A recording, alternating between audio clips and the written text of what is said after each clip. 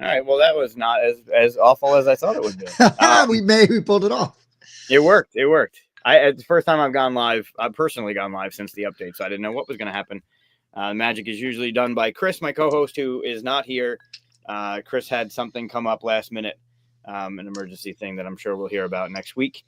So instead, we traded one bald guy for another bald guy. Tim, thanks for being here tonight. Googs, always my pleasure, and I'm always excited when I get to hang out with you and the amazing people that hang out at the Full 42. It is nice to have friends that can, within a moment's notice, be like, yeah, sure, I'll come hang out with you for a little while. I was literally in the process of cutting my hair, and like the sides, anyways. Oh, is it like I just take a clipper, no guard, and just and then I got your message, and I'm like, yeah, I'll be done by then. It would be easy. Yeah. It's there. It is. Look at that. The return of Lobot. Yeah, Chris is a little different tonight. We got Tim with us. A wild Tim. That's it. There's rarely a tame one. No, usually it's a wild one. It's probably better off that it's wild. A tame Tim, I don't know if I would like as much. Yeah, boring. Oh, it's Tim. Oh, yeah, sorry to disappoint Dave. I know he's easily disappointed. Just play a board game with him. You'll see how easily disappointed he is. Right. So tonight we figured, the plan was to go over, do a little bit of a review of PAX Unplugged, because Chris and I, who haven't seen each other in quite a while, we're actually both at PAX Unplugged for the weekend. So we're going to do a little bit of a review there, and I could talk briefly about it and go over our top games of that we played in 2024, which we'll get into, because I'm definitely going to break a rule. We were talking a little before the show about how the list is set up, so I'll break one of them for sure. And then the typical chaos. I got Lucas painting. We'll talk about if we have any announcements going on, what's happening in our lives, shit like that. Andrew, how are you, my friend? So yeah, I guess Mr. Notre Dame fan number one over here. That's me. Is gearing up for something fun. Coming up, right? Yeah, man. I will have the extreme joy and pleasure of not only being on this show this week, but at the end of the week being in the stands at the Notre Dame first college playoff game hosted in a home stadium. Unfortunately, we got to play IU. I was hoping for like a more exciting opponent. Now I say that, and if we lose, I'll be really bummed. But like I see IU fans everywhere, so if we lose, it's going to be really rough. But if we win, it's going to be amazing. Yeah, this is like if you got Chris on Temu. The difference is, like, I still like Trek and Star Wars, but I also like sports, which kind of like, brings it down a level from Chris. It depends. It depends. Some viewers probably took a notch or two off, but talking sports is definitely. But but I will say for us on the show, right, Board Game Rundown, we just started filming our top 50, like all time top 50. So we're gonna do those and we'll release them in tens, so 50 through 41. And then when we get to the top 10, we're gonna do 2 lists of 5, so we can kind of spend the same amount of time as we do on that like top 10, but actually like dig in a little bit more, maybe rant a little bit more about the games that are in our top 10. I do call out Andrew Styles because at some point in time I get to For Sale, which is still in my top 50 games of all time. I won't say where. And I know that Andrew is looking forward to replacing For Sale, right? Because everybody compares Wine Cellar to For Sale. And I said, Andrew, I do not appreciate you coming for games in my top 50. Not cool, sir.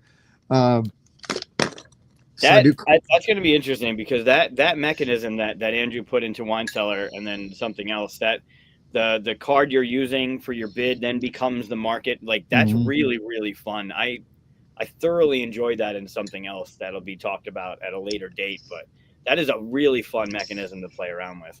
I mean, I hate to admit it, but the dude's a really talented designer.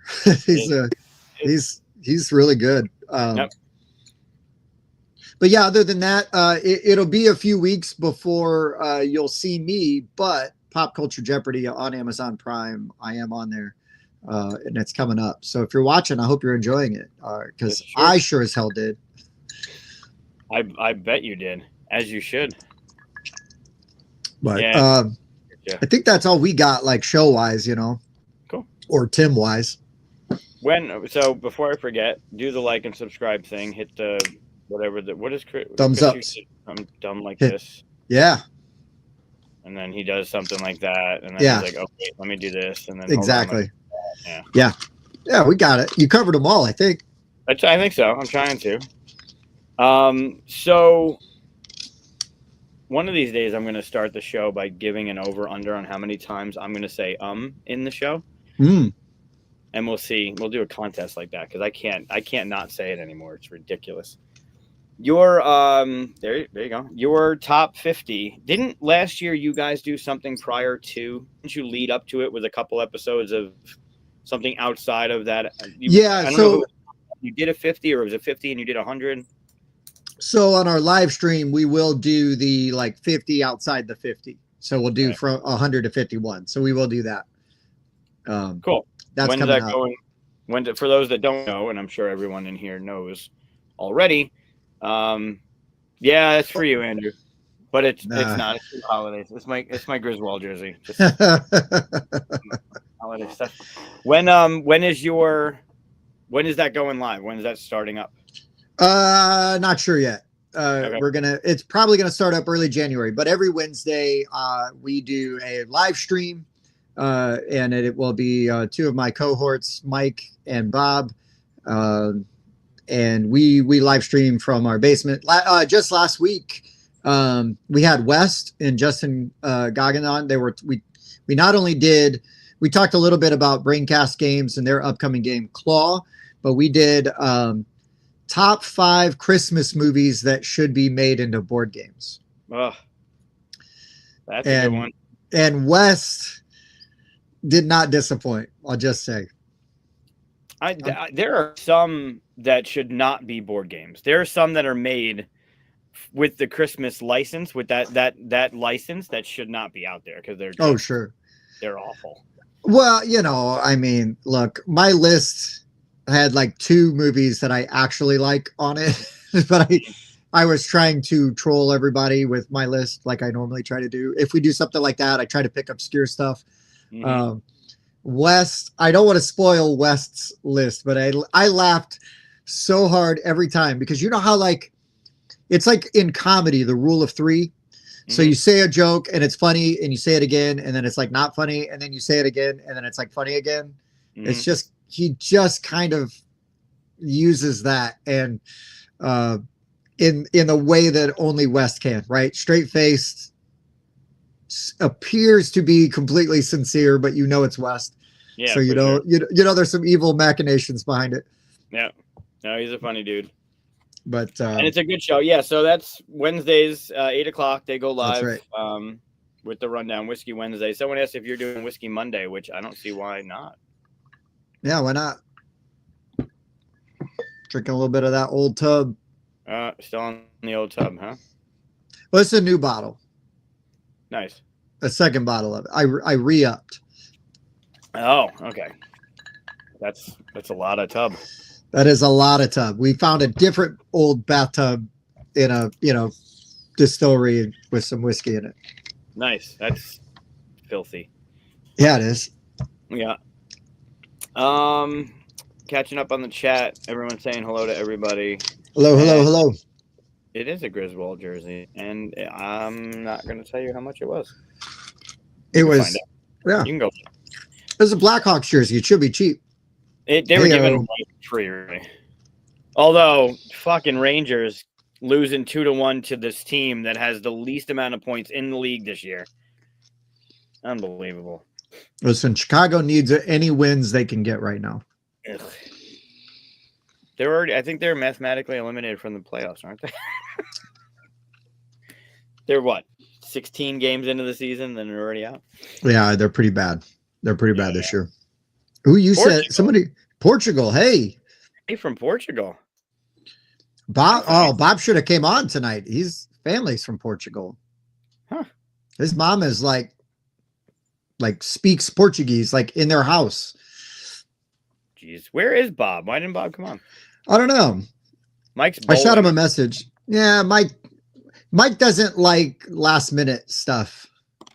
Also, He's a true planner. yeah, I embrace chaos. I love winging it. Let's go. It's the way to do it. Hey, John. Hey, I got a question for you because you are the Batman fan. What's your opinion on the Todd Phillips Joker movie? And then have you watched the sequel? I haven't watched either of them, and Okay. from what I understand, I don't think I want to watch the second one ever. Oh, okay. From what I've heard, I heard the first one was good, different but good, and then I heard the second one was absolute garbage. But I don't know. They look fascinating. I like a different take on it. I'm not drawn to it. I don't know what. Oh, sure. I don't know what. Well, it's not really. At no point in time does it ever feel like it lives in that universe, right? Like the Batman universe. Both movies feel like they were made in the 70s, like early 70s, gritty, like French Connection, The Conversation, like those kind of movies. Right. Which I like. I like that idea. So personally, I liked the Joker. I thought it was pretty good. I understand why people didn't like it because it's not really like a Joker movie or like a comic book movie. Right. And the second one, I know I will be in the minority, but I really enjoyed it because it takes big swings and it's really weird. But I appreciate kind of how punk rock it is. Because Todd Phillips, if anybody that cares, he got his start, like when he started making movies, he was making documentaries about the underground punk music scene in New York City. So that like he is very non-traditional, right? Like he wants to do weird things. He wants to try, experimental kind of stuff. And Joker 2 is definitely tries some really weird stuff. And not all of it's like amazing or lands, but it's so fascinating to me. I really enjoyed watching it. Okay. I enjoyed it, but I definitely understand why a lot of people didn't, but I like weird stuff. Yeah. It looks like it's a step to the side, like definitely trying for things. Not that that's a bad thing, but I mean, I don't know. It's just not. I also haven't watched Pattinson's Batman yet. Like I'm waiting for. Oh, I like that one. Yeah. Reason to. Yeah, I've heard good things about it, but I don't know if I was just soured on the whole DC experience after a while. It just got. I don't know, just weird. Did you like the second Suicide Squad? Yeah, it was okay. I liked the first one. I thought they were both good. I hated the first one with a passion, but as a comic book movie, it had moments that were like, I think that like my bar was super low on that. Oh, sure. I didn't know many of the characters. I mean, you know the main characters, but I didn't know many of the, like, I'm not, who the fuck is Boomerang? Like I really, yeah. Whatever. But it was okay. It was a movie to watch. It was entertaining. I think Pattinson's Batman's obviously going to be better because it seems like he's the right kind of brooding character for that. Yeah. Yeah. They do it. But, I'll let you go. Sorry. No. Go ahead. No, they do a good job with it. And I think, again, they sort of try to shuffle expectations around, with like how they portray some of the characters and stuff. But I thought it was really solid and enjoyed it. I use the second Suicide Squad as an example of like, and this is James Gunn, and he did it with Guardians, taking big swings, right? Grabbing like a bunch of weirdo characters that nobody's ever heard of or cares about, except for like hipsters. Right. And, hey, I've been there. I get it. But then somehow making it work, and putting it together in a way that's entertaining and that you're buying into all the characters and the weird shit that's happening. Right. So I am drawn to that because I would take that over Ant-Man 3, every day of the week. Right. Just because I feel like it was at least trying to do something really unique, and really bizarre and kind of fun. Right. That's good. I mean, I haven't heard many positive things about Joker 2, so I tried to tell somebody that I liked it, and they gave me a look like I had horns growing out of my head, and I'm like, that's fine. which it'd be easy to see if you did. Yeah, it would be. Nothing covered. The hat would either raise up, or they would just, if I didn't have the hat. Yeah. Like Legend. Remember Legend with Tom Yes. Cruise? Big, yeah. Yeah, Tim Curry is the devil. Andrew, I completely agree. We went over this, I think, with our Christmas movie one. The sad part about it is Kevin Spacey, but that movie is... It's still good. I don't care. I'm not letting Kevin Spacey, his behavior, ruin movies that I love. Yep. And besides, what does he say? They always say in that movie, they say it's like 16th century French Huguenot. Like every time they get the name, they say their last name. They always correct them. And oh God, I love the ref. So good. That's a good one. All right. So what do you got for announcements besides your top 50? That's triggering at some point. Oh, how is the reception for your Jeopardy? I mean, phone calls, being asked for autographs, like. Well, I've been asked a lot how we did, and like, and at work, they're like, "Are you retiring?" And I'm like, "I'm still here." Like, even if we win, even if we win the whole thing, it's not that much money, and we got to split it 3 ways. Like, so calm down, everybody. But no, I'm excited. I think we're going to have a watch party here in South Bend when it airs, and then we will play games and stuff like that. Cool. But no, man, I mean, it's exciting. I can't wait. Like, it's nice to actually be able to talk about it, because it was kind of like, hey guys, I was on Jeopardy, don't tell anybody. Right. For a while, but now to be able to talk about it, and now it's like, well, I watched, I didn't see you on there. I'm like, I know it's coming January. Well, how'd you do? I can't tell you. I want to get paid. If I tell anybody, I don't get paid. Yeah, definitely don't tell it on air on a live thing, because that'll be recorded forever. Exactly. Right, exactly. Yep. So I will acknowledge I was in California and that I was on at least one episode. Right. That's good. That's the baseline. What you can say. That's good. That's it. But yeah, that's it. That's all we got going on the show. We're getting ready for Christmas in the Aberley house, and we are, Yeah, this is Dude, Eric. This is fake news. Sorry, Eric. Seriously. You got to host a show. That's how you do it. That's how you do it. Yeah. My dream gig would be able to host the show and then be part of that design collective that Key B's got going on out there in Eastern Michigan, man. They are, they're crushing it. We were just talking about like Toronto being like a real hotbed for game design, and Detroit's kind of rocking it too. Yep. Yeah, there's some. I mean, here in Syracuse too, there's a lot. Like being at PAX, there were a bunch of DVC Games was out there. They're from Syracuse. Galen Games was out there. They're from Syracuse. Phil Gross is a designer in Syracuse that's got Contra Banter with Skybound. And I want to play Contra Banter. Yeah, I've seen that one. That's a good one. But yeah, Toronto's got a huge design. The design. What are the Artisans of Canada? What are they? Game designers.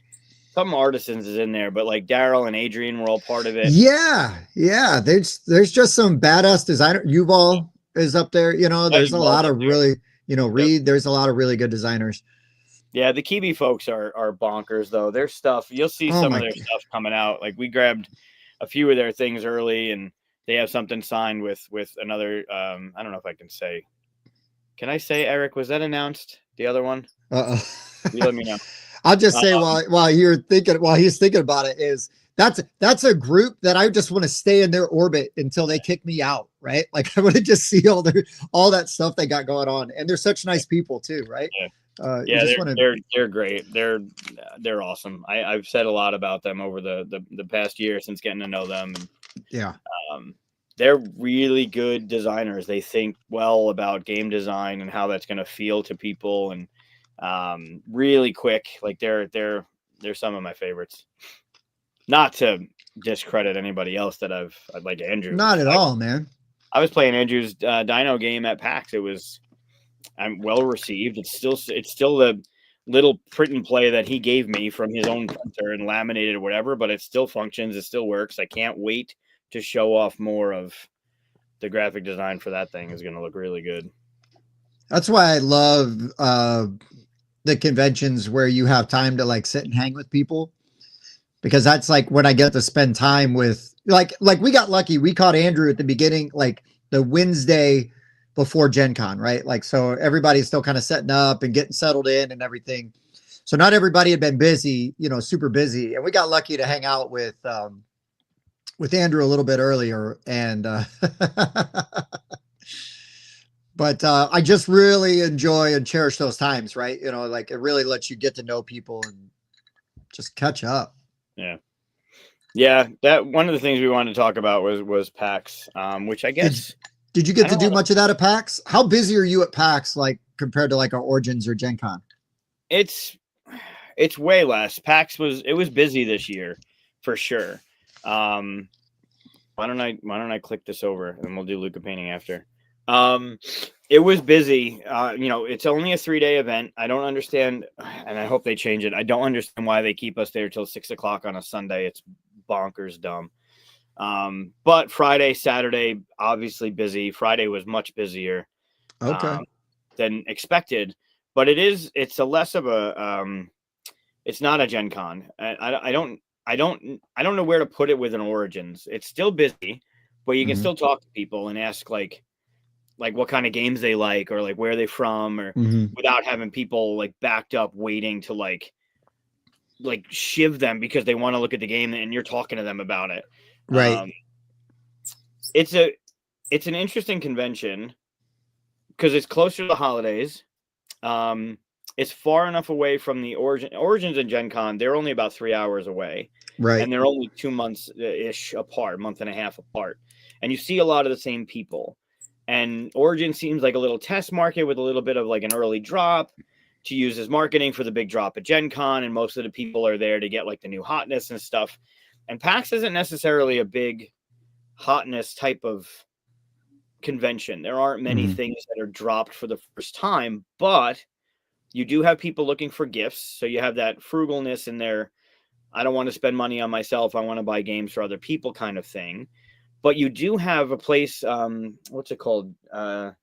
Zulu's. It's out of Washington. Zulu's Game Cafe or Zulu something or other, where they bring in games from Essen. So you had Essen drop, right, in October. Right. Which is after Gen Con. And unless you're like, you have someone who's muling it back or you order overseas, that's the first time you kind of get some of those games. So their big booth, they have rack stuff that was hot at Essen, and you can get it there for the first time. And a lot of that stuff, it was still there, which was weird. I figured that would sell out. Like a lot of that shit would sell out because of being popular. But there was a lot more. As I look at my stack of shit that I bought, there was a lot more that seemed to be released at PAX this year than I remember last year. A lot of stuff that dropped for the first time or was available for the first time. There were things that were Kickstarted that fulfilled and they weren't at Gen Con. And then this was the first time they've been available at a big convention, you know, maybe a small convention or something a little less. Like we think of the big three as Origins, PAX, and Gen Con, obviously. But it seemed like there were a lot of things that were dropping that were new that I hadn't seen. I didn't walk around. You don't walk around much at Gen Con. It doesn't necessarily happen.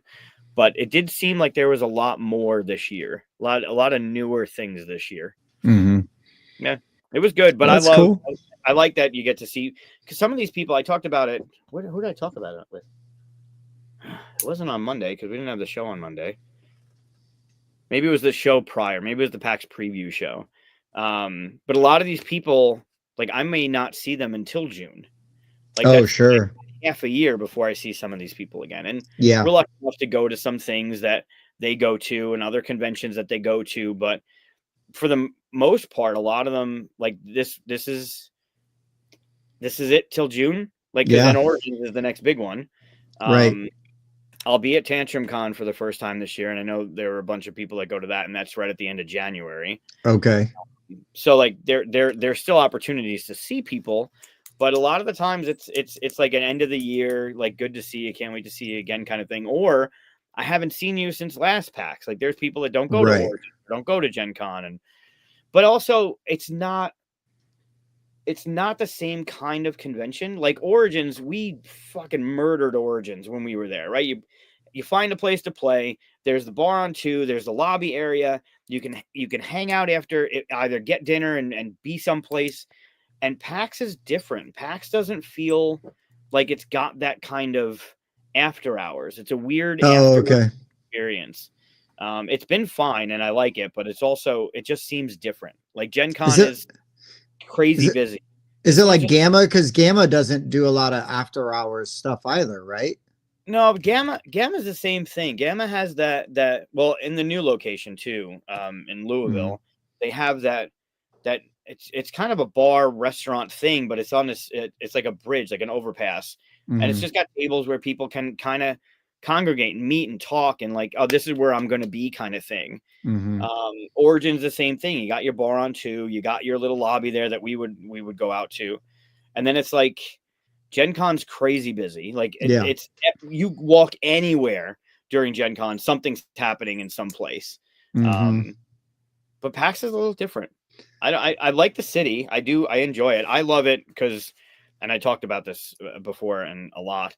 The Queen and Rook Game Cafe down in Philly. If you're ever in Philly, if you go to PAX, if you're passing through Philly, the dude's a sweetheart of a human. He's an amazing person. He's done nothing but flourish and grow since he opened. He opened in October of 2019. Oh, wow. Like right Right, before COVID. Holy right. shit. Right. So when I was with Funko, he came into the Funkoverse launch room that we had and was talking about opening up a shop, and he wanted to like get the product, and he was just talking about the cafe. I'm like, tell me more about the cafe. And then that PAX, he was open, and I had connected with him, a couple times throughout from when August happened, Mhm. and I said we had a couple new things that were coming out. We were gonna like PAX was gonna be a first time view kind of thing. So I said, why don't we have an event there? So December of 2019, was it end of November? I forget when it was that year because it's bounced between November and December. We had a party there, and we had little like come hang out with us. We have a couple previews to show you, and ever since, like he's just an awesome dude. And then COVID happened, and you're like, oh no, like that's not good. But he's Mhm. done nothing but grow. He reached out to this community with after school programs, summer programs.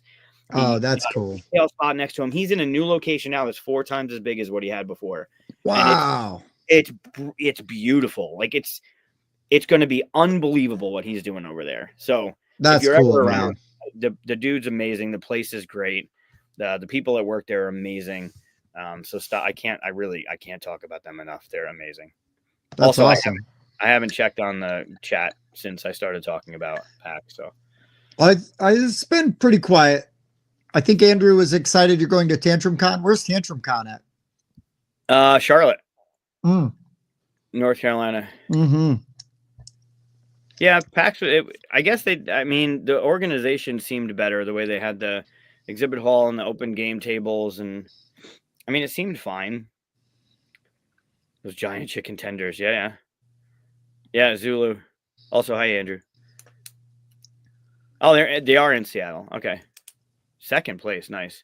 Yeah, I remember them the past couple of years. I knew that Zulu's was the place that brought in Essen games, and they were the one to go see when you were there. That's smart, man. If you have the means to do that, and then you can, I mean, I would think that would run your booth with because Thanks. now, the tough part is, and this isn't like commentary on anybody in particular or anything like that, but if there's been so many times where we've heard about a game that's like only in Europe and it's like, oh my God, and then you overpay to get it early. Yep. And then the next quarter it's out in the Yep. States and you could Yeah. have had it for the Yeah. same price, half the price. Yeah. It's really tough. Now, sometimes there's legitimately things that are not going to, migrate over, but a lot of times if the game is that big or that popular, It's going to find its way to the States. Yeah, there's some licensing things like Andrew Wolf's got the Thanos Rising and and the Rising series, and one of the ones that's not released here because of contract whatever is the Dark Side Rising, the I Star got Wars. that one. That one you got it. But then like West last year, West brought me back Nunatak from Essen, and it was just German edition because it wasn't going to be released in the States until June. So 6 months. Cool. Like I want it early, but sometimes you can wait. You can wait a little while. I mean, I guess there's a line and how long. I felt really bad because Bob, we played. My sister had a German copy of Taverns of Tiefenthal when it first came out, because they had a friend that went to Essen, and they had some stuff sent to them like on a pallet, like a bunch of games from Essen, and we played it, and we played the hell out of it. We're like, this game's awesome. Love that game. I still love that game. Bob went like literally that weekend. He went home and ordered it from Germany, and paid a decent amount for it. I called the game store where we film at, and this was before we had a show, but I had a relationship with with the owner of the game store, obviously. And I'm like, hey man, when this game is released in the States, like order a copy. I will buy it. Like I said, you probably want to get more than one because I think it'll sell well, but I will definitely buy one if you can get me one in. He's like, yeah, I'll do that. By the time Bob's copy arrived from Germany, I had my copy in English and I paid half the price. I felt kind of bad. I was like, oh, Bob, I got my copy of Taverns in. He's like, what? I just got mine in. It happens. The same thing happens at Gen Con too, right? Like people go crazy running to get the new thing because X, Y, and Z. And if you just wait, it'll be at your local shop and you'll be able to get it. And I mean, very rarely does something sell out where you can't get it. Like most publishers are not bringing their entire print run to Gen Con and selling everything out where you have to wait months for them to do a reprint. Like that's not how it. I don't know of anybody offhand that does it that way. Sure. And I mean, and odds are like there's outlets, that you can find them, right? Like, was it Game Nerds or whoever? Yeah. There's a couple of sites like online, they back the Kickstarter level stuff and, and then you can get them from them and they're usually pretty reasonable, or you can go to eBay and pay, premium prices. Yeah, or I mean, sometimes you can just go right to the publisher's website too. Like that's the best way. Coming from someone who works for a game company, like the best way to support them is their website. But not all of them sell on their website. Some of them will give you a link on where to find the game. I've had that happen for sure. Yeah. But at least, hey, I tried, right? Like, hey, sure. What's the best way for me to get this game and support you? Hey, Matty P. What's up? All right. So that's PAX. Yeah. Sounds awesome. I was going to try to get up there for like one day, like just drive down there for like a Saturday, but I forget what we had something going on and I just couldn't get away. Have you been before? Never been. No. You should go. I'd love to. I would love to. I'm going to Gamma for sure. Like I've already. That's going to be dangerous. Dude. I've got so much family in Louisville. Like I'm trying to like see if I can figure out like if I can talk my wife into going and like she could take the kids and they'll have stuff to do. And then like I can go do the show and then we can all like hang out, like, dude. Yeah. That's going to be dangerous. I know. That's going to be very dangerous. I just want to go to a show with you guys where I can like really hang and, spend some time with you guys, and. Oh, that's going to be fun. Mm-hmm. I know I'm going to take, I don't know when I'm doing it. Either on the drive in, it's a 9-hour drive in. So probably not, maybe I'm going to drive out, but I'm definitely hitting up Buffalo Trace again. Oh, right on. Yeah. It's only about 50 miles, like east, mostly east. So it's not a bad trip. Also, their facility is bonkers. Like they have tours and tastings and like the whole, like I want to do the whole thing. We stopped and did the little tasting and learned a little bit of the history, but there's a whole campus you can like do tours of and shit. Like that's crazy. They do it right down there, man. They do it right. That's awesome. Awesome. All right. So that's PAX. If anyone has any questions about packs, if Throw them in there. 3, 4, 5, 6, 7, 8, 9, 10, 11, 12, 13, 14, 15, 16, 17, 18, 19, 20, and the 22 games that I brought back. Let me Nice. know. All right, let's jump back as we do on Mondays to a Luca painting. So Let's do it. even though Chris isn't here, we'll find out what's wrong with Tim this week. Yeah, plenty. Yeah, sure. For those that are unfamiliar, Luca is my now 3-year-old who's been watercolor painting for the better part of 2 Decembers, since 2 Decembers ago. Every Monday, I pick something that he's done and show it off, and you can talk about how weird you guys are and what you see in the painting, kind of like a Rorschach test. So this one is a named one. I don't want to show it, but this was done in May. It's a good month. All right. And this is this week's. Oh, well, mine's easy. I see the Notre Dame Leprechaun getting ready to beat IU. That's what I see. Well, yeah, that's probably because you're having dreams of it lately. No, that's accurate.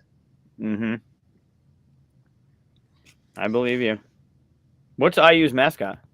Is it purple? No, it's not.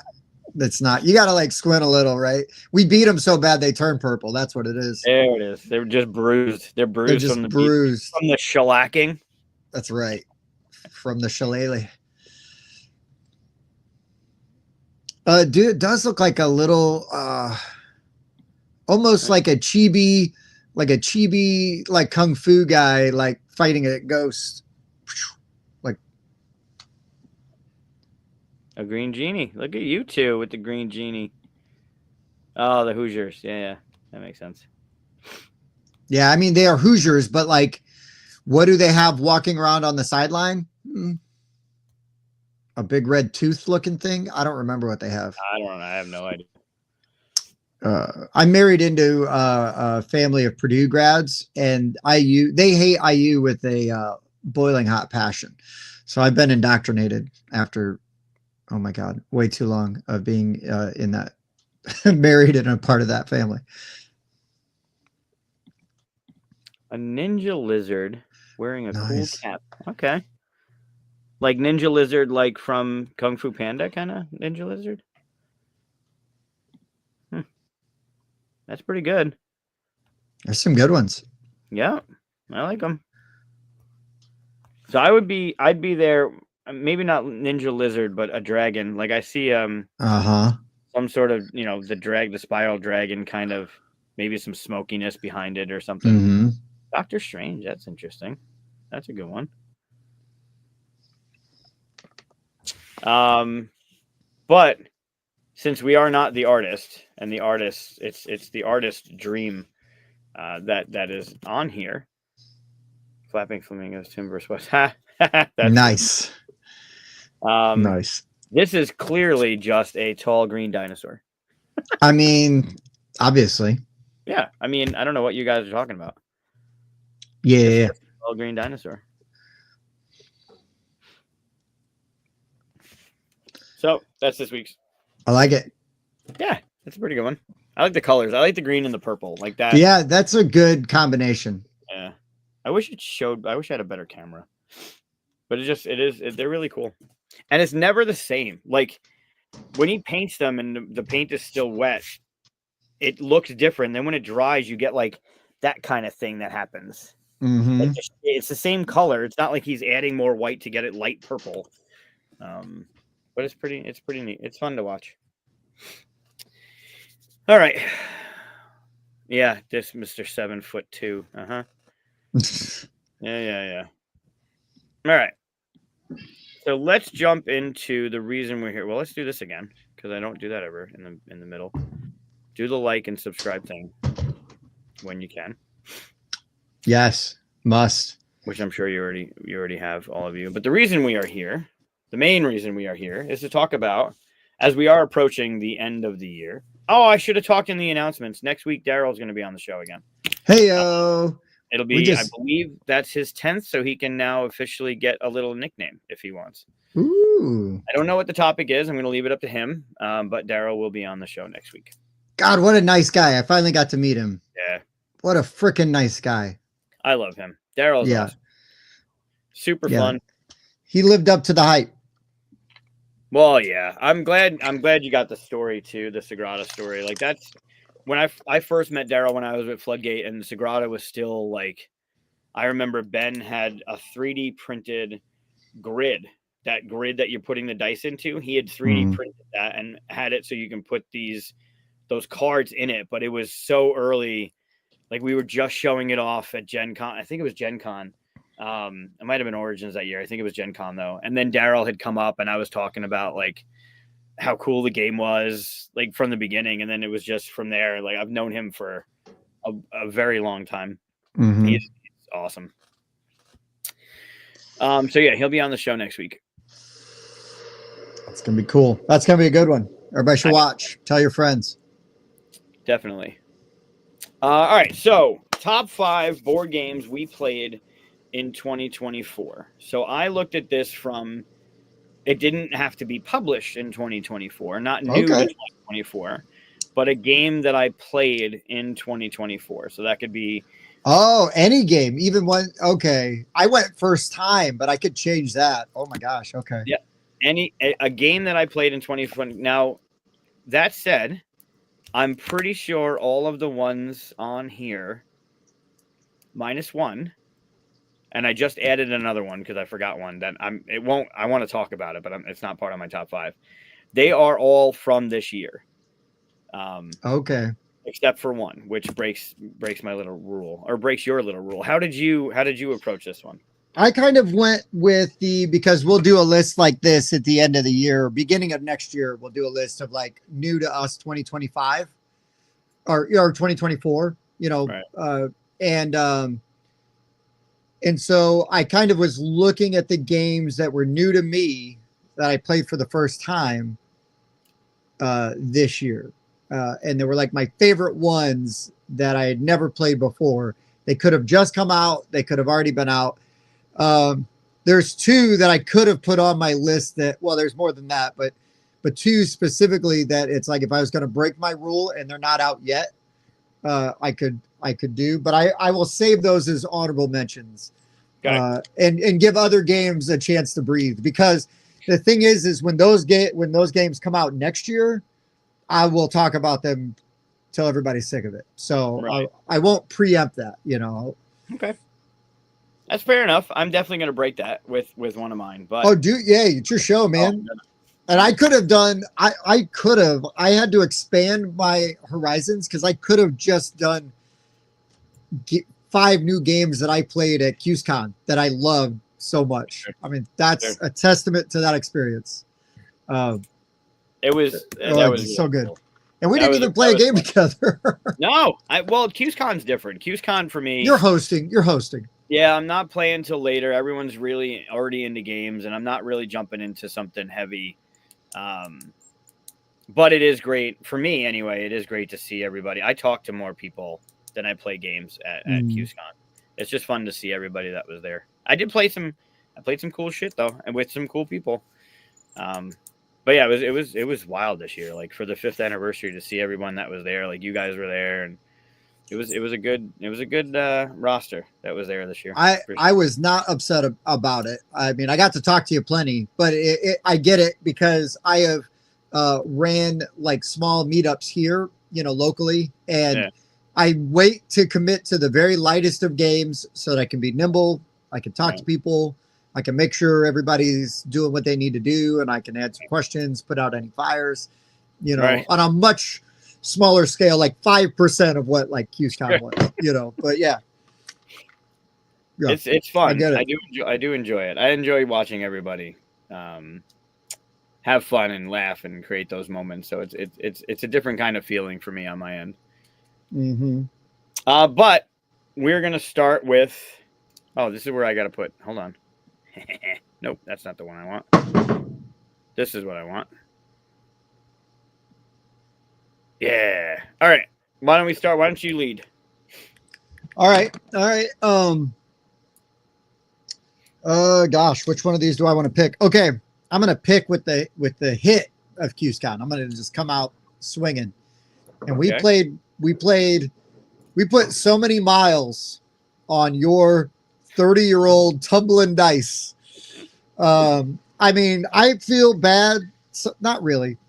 I wish I felt bad for all the people that had to listen to us play tumbling dice. But I mean, I love a game where we're animated, we're rowdy, we're talking shit, and we're having a great time, and we're looping in just people walking by, right? Like, oh, hey, what's this? Well, you stopped to ask. Now you're in trouble. You got to play. But you know, I played this game so many times with so many people.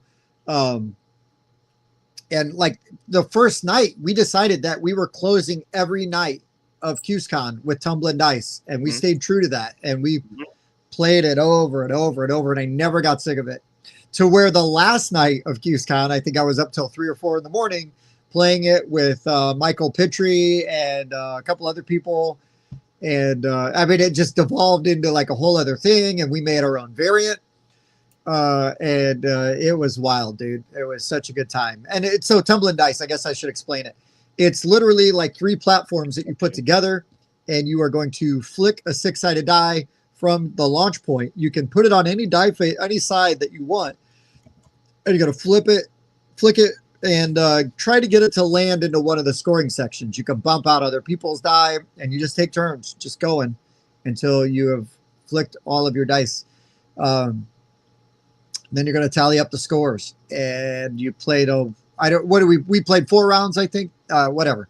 It was 3 or 4 rounds. I don't remember. That's like the new Eagle Griffin version. Mike's is prettier, but yeah, we oh my gosh, that game was so good. It was so good, so much fun. We had an absolute blast. There it is. Yeah, that's the badass one. Yep. And man, we played the shit out of that game. And I had an amazing time doing it. I loved it. It's super fun. It can definitely be. It can get loud, which you want to play at conventions that have you know, bigger rooms like ballrooms, not necessarily small rooms that have you know, tight feel where you're yelling in the back of people's ears. Kind of like, you know, have you ever played that game Pit? I've never played Pit. Yeah, don't play that in small rooms with other people. It can get super. Okay. The whole game is about yelling, like, you know, being in the pit of the stock exchange, and you're just yelling about stuff constantly. I mean, for a while. But this one, it was not obnoxious. This one, you guys were definitely having fun with this one, and I like that you closed out each night with it. That is what West and I did with. I just lost it. What? Can't Stop. We at the gathering. We played right. Can't Stop. That was our closer. That was the last thing we did every night, was play a game of Can't Stop. I just bought a copy of Can't Stop. I got the Eagle Griffin one, like nice. on a Black Friday, you know, deal. So I got one cheap. But yeah. And don't be sorry. I'm poking fun at Dave. And Donnie, how are you? Good. Yes. Well, you know, I guess the way I look at it is we were being loud, but I don't feel like we were being obnoxious, you know, and there's a difference. Sure. And, you know, and also kind of just, to me, a table that is clearly having that much fun, I feel like brings up the level of the meetup, the con, right? Because then it's like, I want other people to feel like they can be loose and have a good time. And if they see another table, like, oh, well, they're cutting loose, like, I want to do that, you know, like, you know. Yeah, so. For sure. No, it makes sense.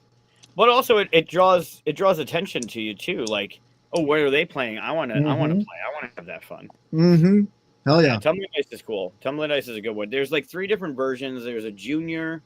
I don't know if they call it a mini. There's a smaller version. There's bigger, older version. That's like wood and like it's a table hog. And then there's a newer version. I think they added like colors to the levels or something. I don't know. Yeah, your version is the one we played. It's that one pictured. It's big and wooden, and it's awesome. Yep. I have the smaller one too, but I don't know. Something about that big one just makes it more fun. Yeah. There's less room for error too. Like the smaller ones, if you flick it too hard, because dice have a mind of their own once you roll them, and there's not enough room for them to hit and land. It's kind of like there's a new game that just came out that's like box top pinball. Yeah, from Dinosaurs. Yeah, and it's good, but like I think unfortunately I would have liked it more had I not played Tumbling Dice. Sure. You know what I Yeah, mean? yeah, I can see that. There For seems to some of be the more reasons you just game to described. it. There seems to be more game to that one too. I saw it in prototype form at the beginning of the year up at Daryl's, and there just seems to be more to it, right? Like you're trying to get, obviously you have no control over after you flick it, but you're trying to get sixes all the way down to the bottom, and your multiplier is like massive, so you're getting the most Yeah. points. With that one, it seems like there's like targets you're trying to hit, or you're trying to land on like a Yeah. like really pinball style. It seems really cool. Yeah. No, it's not a bad game by any means. Like I Sure. enjoyed the game quite a bit. And I'm really glad that I've got a copy of it. But it probably lost a half point because of my sheer joy of Tumbling Dice, and it didn't replicate that. But that's not what it's trying to do. It's its own thing. Right. To be fair to that game, it is definitely its own thing, and it's a different set of skills and strategy. Makes sense. With some of the same chaos that you have because like you said, you flick a die, man, and that's it. That's it. And sometimes it's not even about the game. Like sometimes the game is shite, but you have such a great memory of it because of the people you played with and like what it. Then you go back to play the game and you're like, "What the hell was with this game? Why do we like it so much?" It has that moment. It has that memory, which is. Yeah. I play a lot of terrible games with people that I love, and we have a fantastic time, and I'm good with that. It's the way to do it. All right, I don't know how I'm going to do my list. I feel like I should do them in order of when I played them, but I'm not going to do that. I think there's no order to mine. No, there's never order. I'm going to come out of the gate hot though. That's for sure. I'm coming with Forges of Ravenshire. Oh hell yeah. Yep. Great game. I left this off my list because I played it so much before it came out that I kind of forgot that it was out new this year. Yeah. But please continue. Very worthy pick. We had played it with Sam on the stream digitally, and I fell in love with it. What is that? I should not look at ads on BGG. That's how I get lost. That's how I end up back on Kickstarter back and shit. Right. But yeah, there's so much going on in this game. I mean, it's chonky. Like it's a big box. There's a lot going on. There's a lot to wrap your head around, but it's so simple in what you're trying to do. Right. Mm-hmm. And the two things that stuck out to me are you have 3 dice, and then there's these places that you can place your dice in worker placement style, and based on the pip value, that's what you're like, you go by the chart and that's what you're going to get. So this 6 right here is going to get you this because that's the value. A 5 or 6 will get you this. So you actually want low dice to get more wood here. And each one of these do a certain thing, and there's 3 different colors. There's the gold, the green, and the purple. But on your turn, you're placing one into the field of what you have, and then you're pulling one from the field to replenish the one you placed. And that also has its implications on what you're pulling and what you're getting. And I think it's so brilliant and so simple in what it does. But then to add to what that's doing with the whole resource management, pushing, pulling thing, you have this board that's taking the resources you're getting and forging them and making stuff out of them. And it's so neat. It's so clever. The production value is through the roof. Like he did such an amazing job on this game from front to back. The art's great. The way things unlock, the way things move, the way the cubes move, and there's a stagger there. Like the details of this game, like the reason those things are staggered so the cubes don't move, and like just everything about this game just sung. And then you get the production copy of it, and you get to, like, I saw this in June. Sam was right across from us at Origins, and I got to look at it in June. Like, you see pictures, but you don't really get to hold it. Yeah, so beautiful. It's so beautiful. This game was so ambitious for their second time out, and it's completely different from their first game, and it was so good even from the start. I played a really rough prototype of this at Origins a few years ago when we first met in person. for the first time. And even that prototype that was like homemade and printed, and things were cut out. I was just like, wow, this is really neat concept. And then to see it sort of get to continue to develop, and we, I guess humble brag or flex or whatever, but like we just had the good fortune of they liked us, early on. And so we kept having these opportunities to see and play the game early. And so grateful for that. And because that game is badass. That's a great pick. That's such a good pick. Awesome. It's awesome. Fun. If for those that have followed either of our shows, the Full 42 or Board Game Rundown, and seen any of our interactions with Sam, you may or may not know about the swing incident. And if you don't, you should ask. If you don't, you should ask, or go back and watch one of our videos, because we definitely talk about it. Oh, hell yeah, we do. Sam tried to get me at PAX this year. Oh, yeah? But the way we had the booth set up, we pushed everything to the front, to the foreground. So he couldn't get in. And when he tried to get in, he went over to Kenny and he's like, I just want to go over there. And Kenny's like, I don't know you, man. Like, I'm not letting you come. Like, he wanted to come in behind where the register checkout thing. And Kenny's like, I don't know who you are. I'm not letting you. So he physically couldn't get into the booth to give me the push. And I guarantee you, had the booth been set up differently, he would have gotten me, because I wasn't even thinking about it. Oh, yeah. He didn't have a booth. He was just there. So it's not like at other conventions, he's stuck at a booth unless he's going to a meeting or going to lunch. He's stuck in his booth. He didn't have a booth at PAX, so he was just a free range Sam, and he could have come in at any time. Man, but good dude, great family, and very worthy pick, man. That's a good one. Yeah, it's a great. If you haven't checked it out, it fulfilled around June, I guess. It was at Gen Con, I think, for the first time. That was the first convention it was at. So it's available. Grab it. You can buy it now. You can buy it.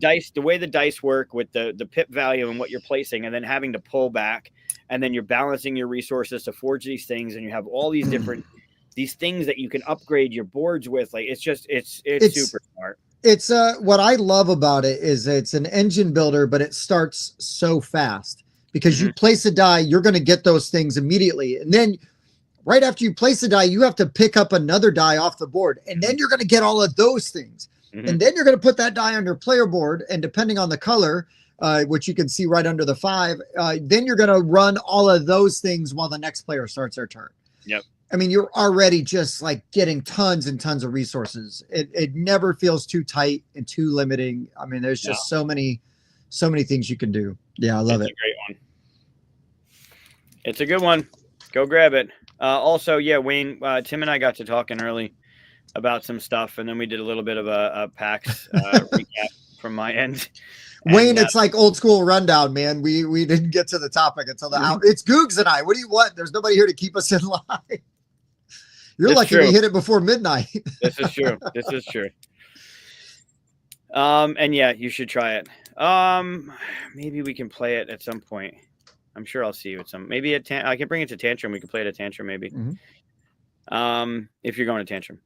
All right. So that being said, let's go to your number 4. Or you want a snake? Let's go to your number 4. I don't care. Whatever you want to do. You do it. Okay, it's fine. So this game, I believe, just came out this year, and it sold really well at Gen Con, and I played it for the first time this year. And that is We Are Sinking. This game is really fun because it's like semi-cooperative, but in a very cool way. That's the one. And you are you've got this really awesome pirate ship in the middle of the board or table. And here's the thing: is the boat is being attacked by a monster. I think that's like the Kraken in that picture. And then so it's taking on water. Okay. Now the other thing is there's treasure floating out in the water, and that's loot that you're going to need to score points and help you win the game. And then there's another spot where you can go where you're going to do like repairs. And then the other spot is like fire the guns to kill the monster that's attacking the ship. Well, everybody's got a dial with the actions on it. and you're going to pick what action you're doing. But on your turn, you're going to pick your action, and then you're going to put the action you say you're doing, because you're going to pick your action, then you're going to say an action you're doing. And you're going to put your dial on the action you say you're doing. And then you reveal all of the dials to see who is going where they said they were going to go. Because here's the thing. If you kill the Kraken or the monster, the person with the most treasure wins because they saved the most loot. So they win the game. If you don't kill the monster and the boat sinks, the person with the least treasure isn't weighed down and they are able to survive because they don't drown and they win the game. So there's this push and pull of trying to have either the most or the least treasure and whether or not you're helping or not helping. And there's no like throwing people in the brig or anything like that. You're just going for stuff. You know what I mean? And you're just going to choose what you go for. And it's really fun. I actually played this with Alan and his wife and a couple of other people at QSCon, and we had a great time. We played the copy that we had for review. But man, this game's really fun. It's really good, and I just enjoy the hell out of it. And like I said, it sold really well at Gen Con. I kept going over to his booth, and he was just selling out. And I love to see that for indie game designers, right? That's the best problem you can have. Oh, that's cool. It's on my list now. I gotta get it. It's really fun. Is that true too? That the boat is with pieces, so you take the pieces off as it's sinking? Yes, and there are treasure chests inside the boat, and so they're like tiles that lay in there, and then you take those tiles, and then now they add stuff to you can then dive for and go grab. That's neat. But yes, so it represents the boat getting lower in the water, right? Because you take off the bottom tier, and then you put it down, and then you take off the next tier, and you put it down. Great concept, and they executed it perfectly. Stuck the landing. Cool. That's smart. Same thing like with Forges, right? Like the attention to detail to make it seem like you're in it, like you're doing the thing. That's really cool. Feels thematic. Yeah, it's super fun. And then everybody's got asymmetric like player powers too. Right. Just like Forges. That's cool. All right, well, that's on my list now. All right. Who is the... I don't want to say the wrong name for the designer because I've got it. Chris, is it Chris Matthew or is it Joseph Frederick? No, Joseph Frederick. Chris Matthew designed an Age Contrived. That's a different game that I really like. But Joseph did the art too, or he's credited. Him and whoever Roman is. I don't know what Joseph did. The art's really good too. It's really solid. They did a great job. I love that. I met again Ryan Lockett at PAX and told him again how much I adore the fact that he writes and designs and draws and world builds and just how awesome he is. And then he signed, what was the game? What did I get? Creature Caravan. Oh, right on. Yeah. I hate guys like that. They're so talented. They don't leave anything for anybody else. So amazing. Right? They're so good. So amazing. His booth, Joseph's booth, was right next to Matt Ryan's Envy Board Games. Oh, I saw it. Damn it. Oh, at Gen Con. Yeah. All right. Yeah, Gen Con. Yep. I went to go see Matt too. That's where I got my fanny pack signed by Matt. Yep. Damn it. This list. Matt was very perturbed by the loaf of bread that I had. Do you remember? Yep. Yeah. That was good. That was good. Also, I saw Jeremy, a little plug for Matthew Ryan's small box games from Envyborn. Jeremy Howard put out his solo games of the year thing, and Confusing Lands is on there. Oh, nice. Yeah. Well deserving. Yep. Yeah, Matt's a good human. Yeah, I love that guy. He's hilarious. God. His videos are great too. His video, I'm so jealous of his videos. They're so good. They're so good. All right. I don't know where to go with number 4 now, but I think I have to do this one. Yeah, it's going to make it really hard for the rest of this list, though, but I got to do it. All right. I played a ton of this game this year, starting up at Daryl's in January. Path of Civilization. Oh, this is good. Holy crap, this is good.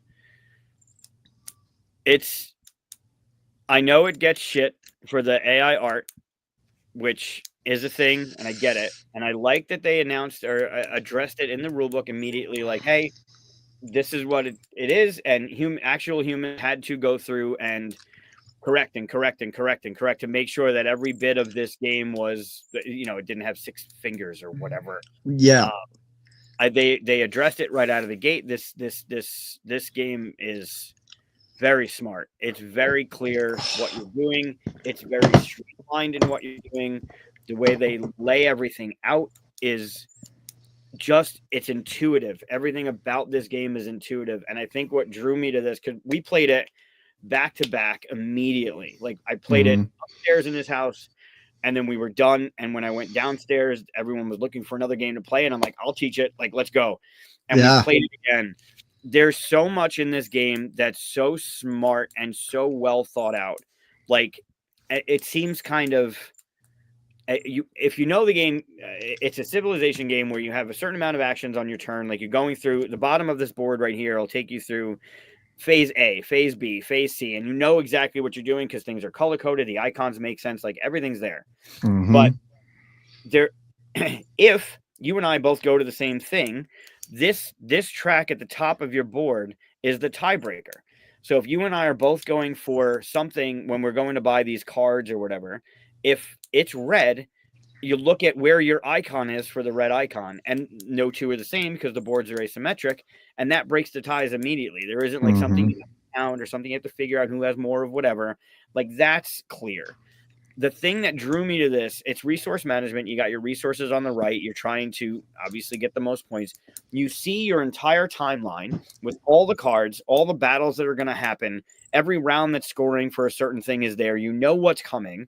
So cool. You plan ahead. You know what's going to happen 3, 4, 5 cards from now.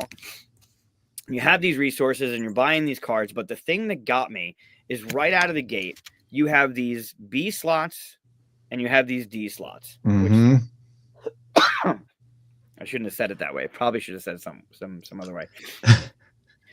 In phase A, you are figuring out of these 4 cards what to put in B and what to put in D, because during the B phase, you're going to get these resources that are in B. And if you notice, these cards also have things over here on the left side.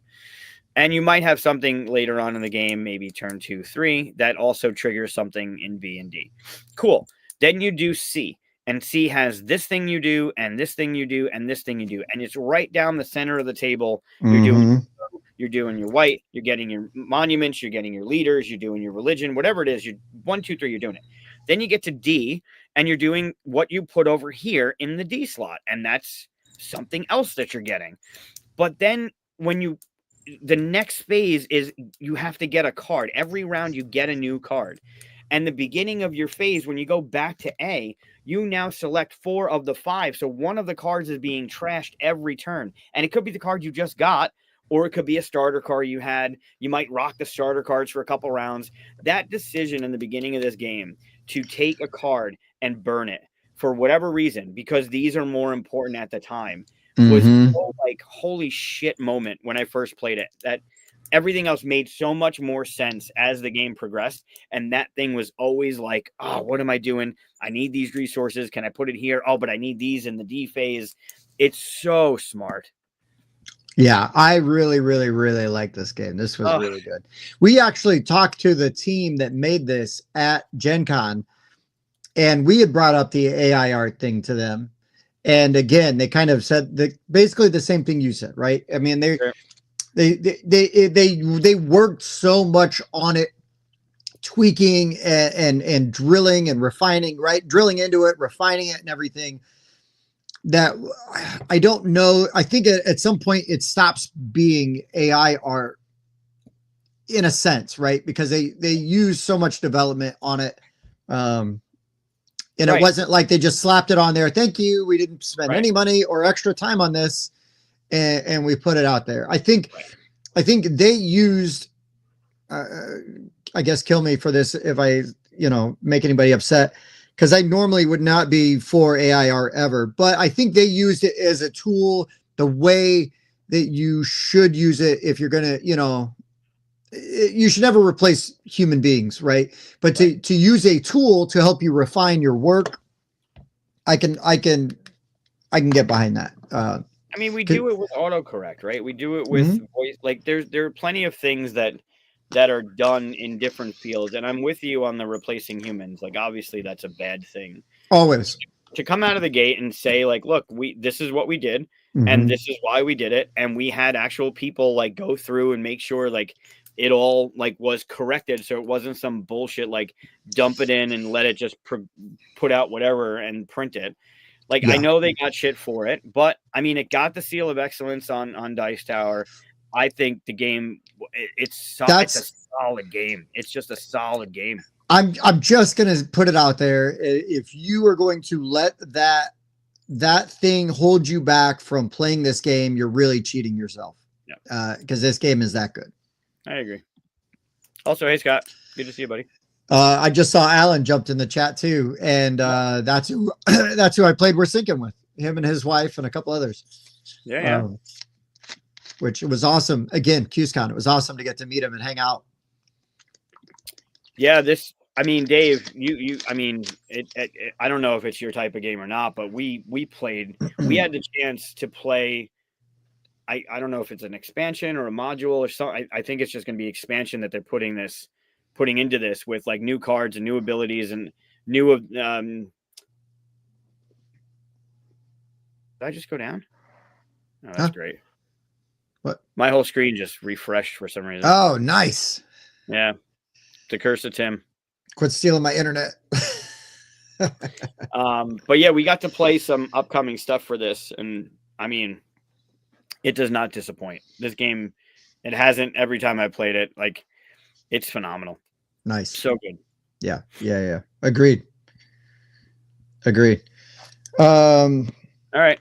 That is my number 4. This list, this should very easily be a top 10, not a top 5. Oh, dude, it could have been. It could be. It could have been. All right, let's go to your number 3. So my number 3, I have to put it at 3 because I don't want this game and another game where we totally act like jackasses while we play to be like back to back. I got to spread them out a little. But holy shit, this game is so much fun. And you want to talk about making a scene. We are not quiet when we play Sausage Sizzle from 25th Century Games. We're chanting wiener, wiener, wiener every time people are rolling dice. I mean, we were playing this at Thanksgiving. I was playing this with my kids and my niece and my in-laws, and everybody's chanting. I get everybody at the table chanting, as everybody's rolling. This game is so good. It's so much fun. I know it's a reprint, but I will tell you, 25th Century Games needs to just stop, because every time they put something out, they're taking my money, and they keep taking my money. But holy shit, this was really fun, really good. They did a great job. That's Ian O'Toole art on there, and you wouldn't know it, right? Because it doesn't look like typical Ian O'Toole art. But man, this game, there's a simplicity to this game that is so pure. And I absolutely love it. You got you're rolling 2 sets of dice at the same time. One set is numbers, 2 through 5, and then there's 2 sausage guys on there. And then to replace the 1s and the 6s. And then the other 4 dice are one of the 6 different animals. And so you're going to roll all those die at the same time. You've got to lock in at least one, but you can lock as many as you want. And yes, I do want to spread those out. Thanks, Nick. Yeah. But you want to, you got to lock in at least one of those die. The number die, you're going to score the lowest number that you keep. So if you can roll all 5s, awesome. You're going to score, that 5 multiplied times the number of the same animal that you keep and roll. The hard part though is that once you score an animal, you flip over that token, you can't score that animal anymore. And so your rounds, right? You get down to that last round, you've only got 1 critter left you can score. It might be your quokka, it might be a platypus. You just whatever. But this game's really good. It's really straightforward. You can teach it to anyone because they have if they haven't played a game like this is just a better version of a game that they would play, like just putting it out there. This game shot like automatically into my top 50. I played it so many times since Gen Con when we got it. We're lucky we didn't have it at QSCon, because we would have been acting like some real fools at QSCon. I had my copy there. You could have played it. I didn't know. I didn't play it till after QSCon, and I played it so many times since. It's just so out of control, dude. It's so good. Oh, it's crazy. I mean, it's $15. It's, to think about it, it's 12 years old. This game was originally done in 2012. And then Ian brought it to Chad's attention, like, you need to do this game. But yeah, Inca and Marcus brand, like, if you look them up, the designs that they do they're just very clever. And even in this, like, you have the animal dice, cool, and there's 6 animals and 6 sides, and there's one of each animal on each die. But then even in the pip dice, there's 2 different types of pip dice. There's the red and the brown. Oh, right. Yes. And there's 2 5s and 1 sausage, or 2 sausage and 1 5. So that's right. The asymmetry in those things, like, if you got a 33% chance of getting that sausage, you're going to keep those, you're going to roll them like that. Of course you're going for all 4, because you get that 7-time multiplier. It's so enticing. It's so much fun. So well thought out. And I'm glad Chad brought this up, because I knew nothing of it at all. Yeah.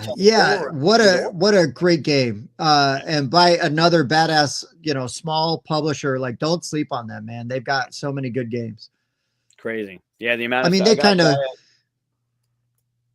kind of put themselves on the map when they got that Raw reprint, and crushed that. Well, Green Team wins, and your Green Team wins, and they had Kohaku, the one with the koi fish and the really cool tiles. And yeah. David game Gartenbrow and diatomes they just got, and I mean, even with the hamster roll reprint and all the stuff they brought over from. I love Hamster Roll. They got an Andrew Styles game that funded on Kickstarter. They're gonna have 2. Yep. Yeah, good pick. This game definitely got a lot of play this year for me too. Oh, dude, it's so much fun. I love these kind of games, right? Like, I love heavy games and I will play them, but these kind of games are just so good because they just hit that sweet spot, right? Like, well, easy to transport, right? Like, it's not taking up a lot of room in your bag. You're getting multiple play it, no matter what their level is to play it, up and playing really quickly. And you play it anywhere, right? You play it at a restaurant. Yeah, we played it at the bar on Tuesday at Bullfinch. Yeah. Yeah. Good pick, my friend. Yes, sir. Yes, sir. It's a good one. This is getting tough. This is getting really tough. Mm-hmm. I mean, I get it. This is damn near impossible. All right, I got to do it. If this is going to be number 1, this is going to be number 2. That means this has to be number 3. I can. God damn it. Oh, I've talked about that enough. All right, I'm going to do this one. All right, fuck it. You might not like me. Oh, I don't care. Go for it. Okay. Flip 7. Oh, I love you. This game's amazing.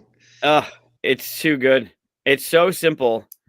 I've played this more in the past couple weeks than I played any game, I think, all year. This and Sausage Sizzle. This would have been my number 1, but I'm not going to do crossover, so I'm going to pull something else out. But so, I took your number 1. That's fine. I got plenty to talk about, Mike. Oh, it's great. That's why I had to spread out my jackassery, right? Because again, you're playing Flip 7. We were playing Flip 7 at QSCon. We played it a ton, and yet again, Tim's at the loud table. Not saying that it was my fault. Just saying I was at the loud table. Please talk about this game. It's so freaking good. Yeah, I saw a couple people mention it earlier in the chat, and I didn't want to blow its cover, but yeah, this game it's just right in line with Sausage Sizzle. You're playing this with anybody, and you're playing it within a minute's time. You have cards. It's a deck of cards, and you're top decking, and you're pushing your luck. Because at any point, if you get 2 of the same number, you bust. That's it. You get no points. But at any point, you can stop. and just get the points. You add up all the cards in front of you and you get those points. The thing with the game is there are 10 10s and 7 7s and 9 9s and 6 6s. So it's a card counter's dream to be able to play this because you know exactly what's out for the deck. And then whenever you have to, you just shuffle everything back in, and then, chaos ensues. But yeah, you push your luck, you go around the table, and you get to either pass or pull a new card. And there's 3 action cards that could come up: a freeze, which stops somebody immediately; a second chance, which will prevent you, as kind of a safety net for that busting; and then a flip 3, which you flip 3 cards, and you can either use that on yourself or somebody else to make them bust. Mm-hmm. And then there's these number cards, which conveniently are all even, and there's all 1 of each. These do not count towards your total numbers for busting. They count towards your total in points. So if you get that plus 10 or that times 2, it's whatever your number cards are plus 10 or times 2. Super simple game. There's no reason for the game to be in the size box that it is. I mean, it's another easy to transport, easy to get to the table, easy to get people to playing in about a minute's time. And also, I think customizable to your game group. Like, you can play to 200 and then do best of 3, or you can play to 500, or you can play to first one to 100, whatever you need, whatever your time restraints are. This game, it's so good. This is in the running for my favorite game of this year. It's a good one. It legitimately is. I learned it at QSCon, and we played it so many times, almost as many times as we played Tumbling Dice, because we'd play re-rack. Okay, let's do something else. And then later on, hey, Tim, you want to play Flip 7? You bet I want to play Flip 7. Like, yes, I do. And would sit down and we never just played one game. We always played at least 2. Because do you not have 5 minutes to play a game? Like, it really doesn't take long. I mean, if you go in more than 200 points, you get that times 10 or you get 50 points around. It's over really quickly. And I guess that's a good point. The round is over immediately if somebody can get 7 different cards, not including those that are on the screen right now, just the regular number cards. If you get 7 of those, round ends immediately, and you get another 15 points for doing it. So it's not Nixia. It's not easy to do, but there is that temptation to just throw one more. And kind of like with Sausage Sizzle, where you're all chanting wiener or sausage, you're like, one more card, because let's go. One more card. Yep. Yeah, I love this game. And it's so good. I see Dave says, ask me about my understanding of the second chance cards. Were you talking about Bob getting a rule wrong? Is that what it is? It has to be, because when we played it just recently was it the fundraiser, Dave, that we were playing at, the 24-hour fundraiser we did? And we read the rule book, and it said the second chances were removed. Like, they came in once and they were done. But then I was playing it at PAX, and the rules say they're just discarded. And there is a discard pile, and when you're out, you reshuffle the discard pile. So we read it at the table, and it came across as if the second chances were used once and removed from the game. But then the rule book says that they're just discarded. I would always just shuffle them back in, right, like when it goes. And the other rule that we missed the first time, but then we started playing it correctly, was that you can only have 1 second chance. So if you get another one, it gets discarded. We give it to somebody else. Oh, no, that's what it was. You got to give it to somebody else. If you get another one, you got to give it to somebody else. That's what it was. But I don't care. This game is like, the beauty of this game is it's so rules light, like those kind of things. It's like, play it so that you are optimizing your experience. Sure. If you want to take them out because you want it to be harder, take them out. Yep. It's kind of like Monopoly with the free parking rule. Do you put all the money in the middle, and if you land on free parking, you get the money? Do you not? Whatever. I don't care. Which way are we playing? Let's go. Monopoly is mostly played wrong by people anyway, because the rules have been handed down, not read. Yeah, exactly. Exactly right. But that, Yeah. I mean, that's a testament to the legacy of Monopoly. I know everybody wants to hate it, and that's totally fine. You can, but it's super important for what it did to the hobby. And like so many other games, they're just better versions of it out now. You can just play. Yeah. It might be somebody's intro to board games. Yeah, and I will thank them for that always.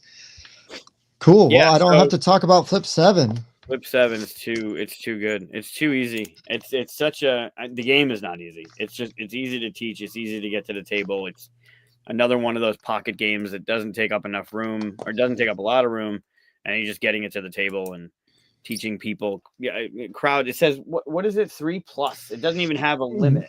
Mike, I think we played it. We played it with probably the lowest amount we played at QSCon was with like 4 players, and I think we had up to 10 or 11 in some games. And I mean, it still took a half hour. You know what I mean? Tops, right? Like, who cares? Hit, hit me.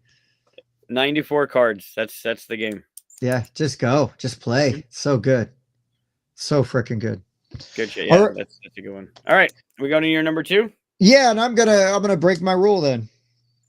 Since I pulled Flip 7 off, I'm gonna talk about a game that's not out yet, but you'll be able to get it next year.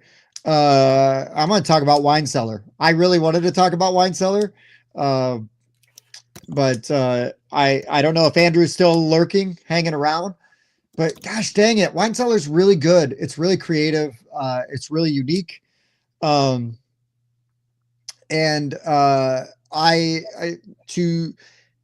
The cool thing is about doing what we do is that I get to meet the cool people that make these games, and it makes it even better for me, right? But Wine Cellar, basically, it plays very similar to For Sale. You have got these bottles of wine, and you are bidding on what you want and what you're trying to get. But then the thing is, what the bottles you bid are going to be the bottles that are purchased the next round. And then the other thing is the bottle you get, you are going to add to your wine cellar, and you can either add it to the top or the bottom of your wine cellar, and they're going to have different point values depending on where they are in your wine rack. And you're going to have like, gold cards. So you might be trying to get like a certain combination of wines from different countries or all one country or types of wine, all kinds of things like that. And this game it's one of those games that like, it's like, how did somebody not come up with this already? And I mean that as a compliment, right? Like that's the genius of those kind of games, when somebody just finds something that's like right there. But then but what even takes this a step further is the theme actually matters, right? And I'm not a wine drinker, but I respect the hell out of this theme because different wines are better at different times during their lives, in their lifespan. And I'm sure I'm butchering this, Andrew, and I apologize. But as a former sommelier and as it's your game that I'm also describing, but the point values matter where they are in the rack because of the age. I mean, it's such a genius mechanic and scoring system, and it's also the most agonizing part of the game in a good way, because you're like, well, I can take this, and if I put it down here, well, it's going to suck, but it's going to help this bottle, or I can put it up here, and it's not going to be as good. It's just really good. There's really interesting decisions to make on a very easy to teach and straightforward game. I really like this game a lot.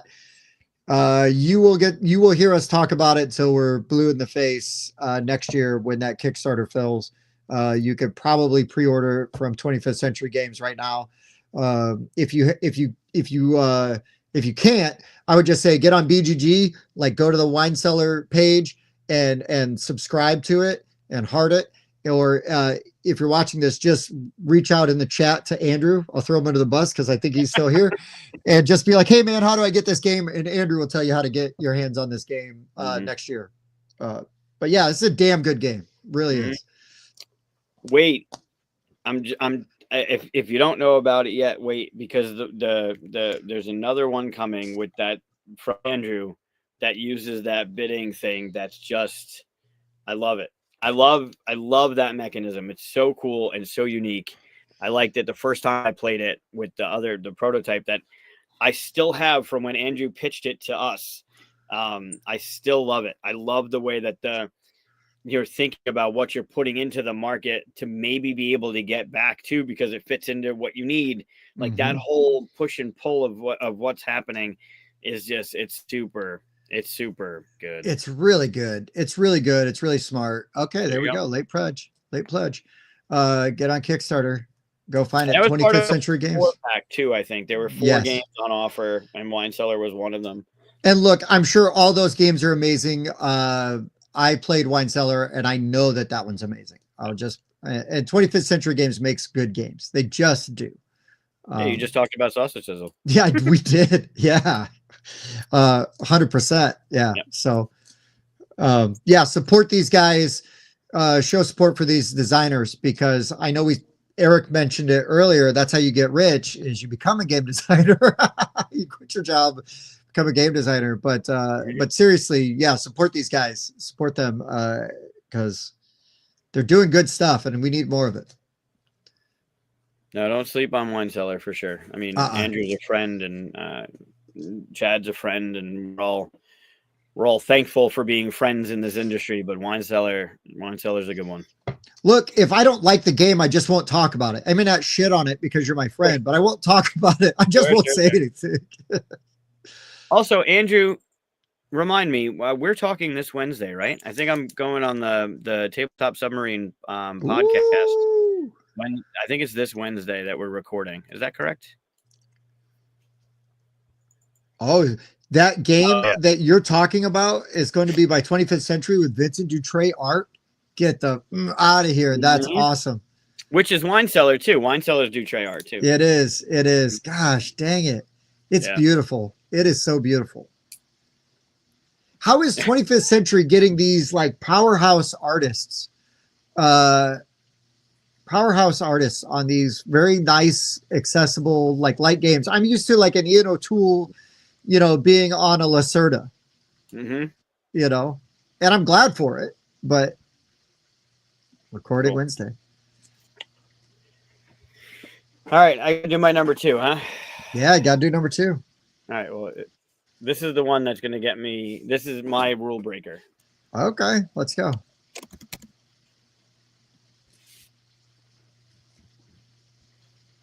Load.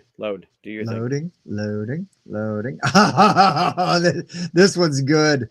Yeah. I mean, go back and watch us play it. We played it with Yuval and Sean.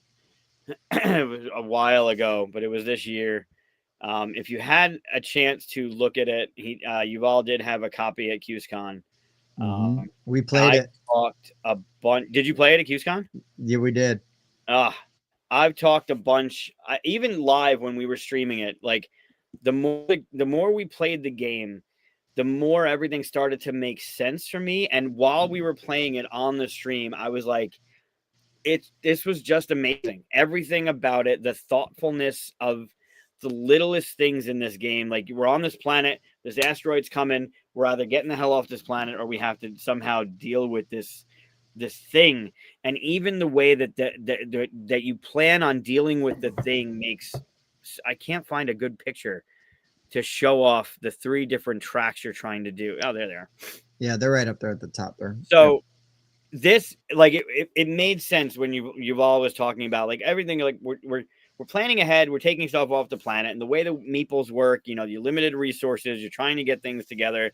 Where you go could determine where you're going next. Like, you can either be stuck there or you're on a thing that takes you back to the main planet.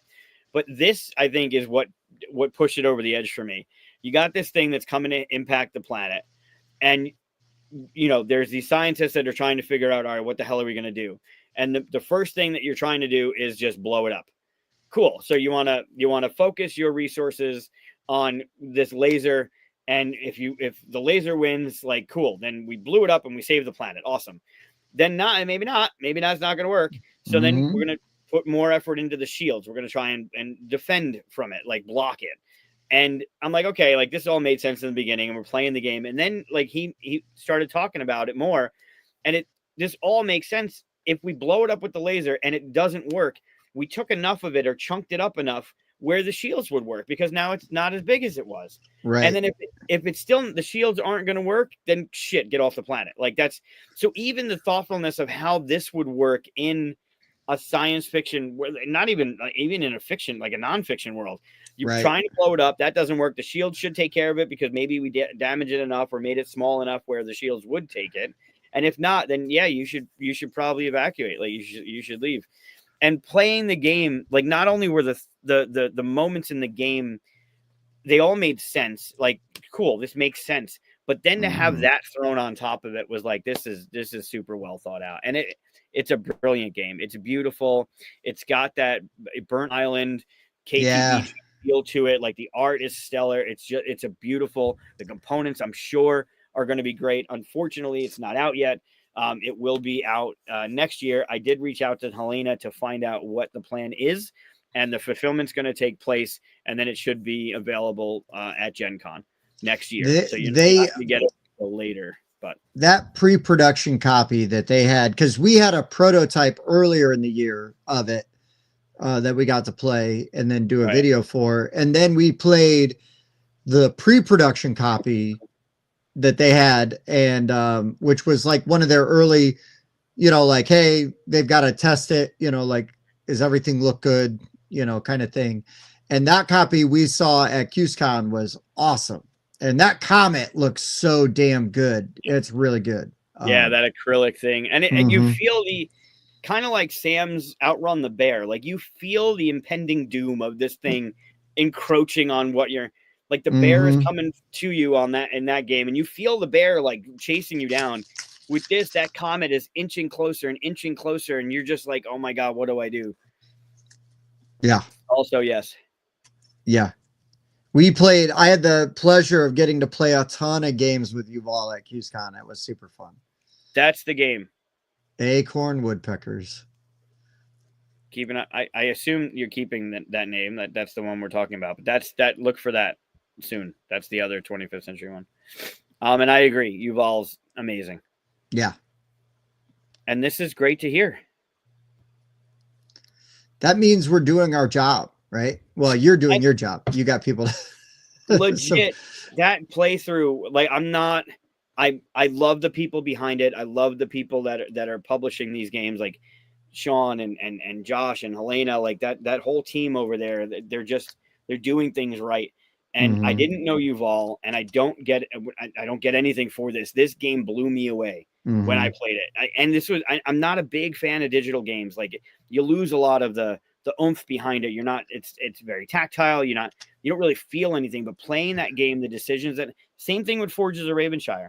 The decisions you have to make in that game are they're so clever and so meaningful. You don't feel like you're wasting any turns, and you really can't, because it all makes, pardon the pun, an impact in what you're doing. It really does, though. Yeah. It's great. It's a great pick, man. That's a great pick. So it's not Acorn Woodpeckers, but that's the game. So that's the game that was pitched. That's the game that I love it, because I feel like this is like code names, right? Like that's the Blue Harvest reference, like, okay. Yeah. All right. So yeah, How to Save a World. I mean, I don't know if you can still get it. I'm not sure if there's still late pledges on the Kickstarter. But hunt it down. The game will not disappoint. It'll be out next year, and you'll want it. You'll want it. I would even just say maybe you might see it at Origins. I'm just saying, because sometimes like Gen Con's the real release. Hey, we got some in early. We flew a Paladin. You never know, right? Sometimes the game gods align.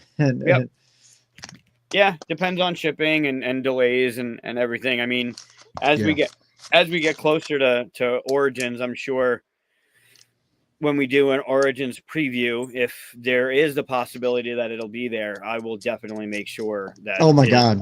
Because that if it is at Origins, that will be coming. My game, I backed it, so I'll have my fulfillment game, but I will damn sure be getting another copy.